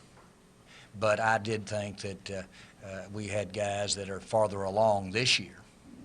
So from the sound of it, just listening to Jerry Jones speak there, I'm thinking that the Cowboys in their evaluation felt like these other guys like Jock Reeves had moved past Aaron Glenn. You know, Bill, I'm not sure they moved past Aaron Glenn, but I think they felt like they caught up with Aaron Glenn. Jerry Jones talked about how these guys have improved from last year to this year, and they felt confident that they could use these guys as nickel corners, third corners, guys that can come in if there is an injury.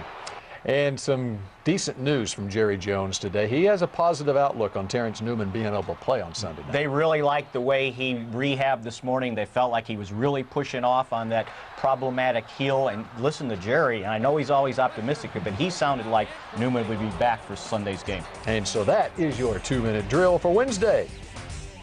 Guys, thank you. A big sports weekend on tap. It is week 1 of the NFL season, week 2 of the college football season, and don't forget the Rangers in action as well, playing host to the Oakland A's. That series gets underway on Friday. We get you going with the pregame at 6:30 right here on FSN. Once again, the Rangers close out a 3-game series against Kansas City with a 3-2 win from Rangers Ballpark in Arlington. Thanks so much for being with us from all of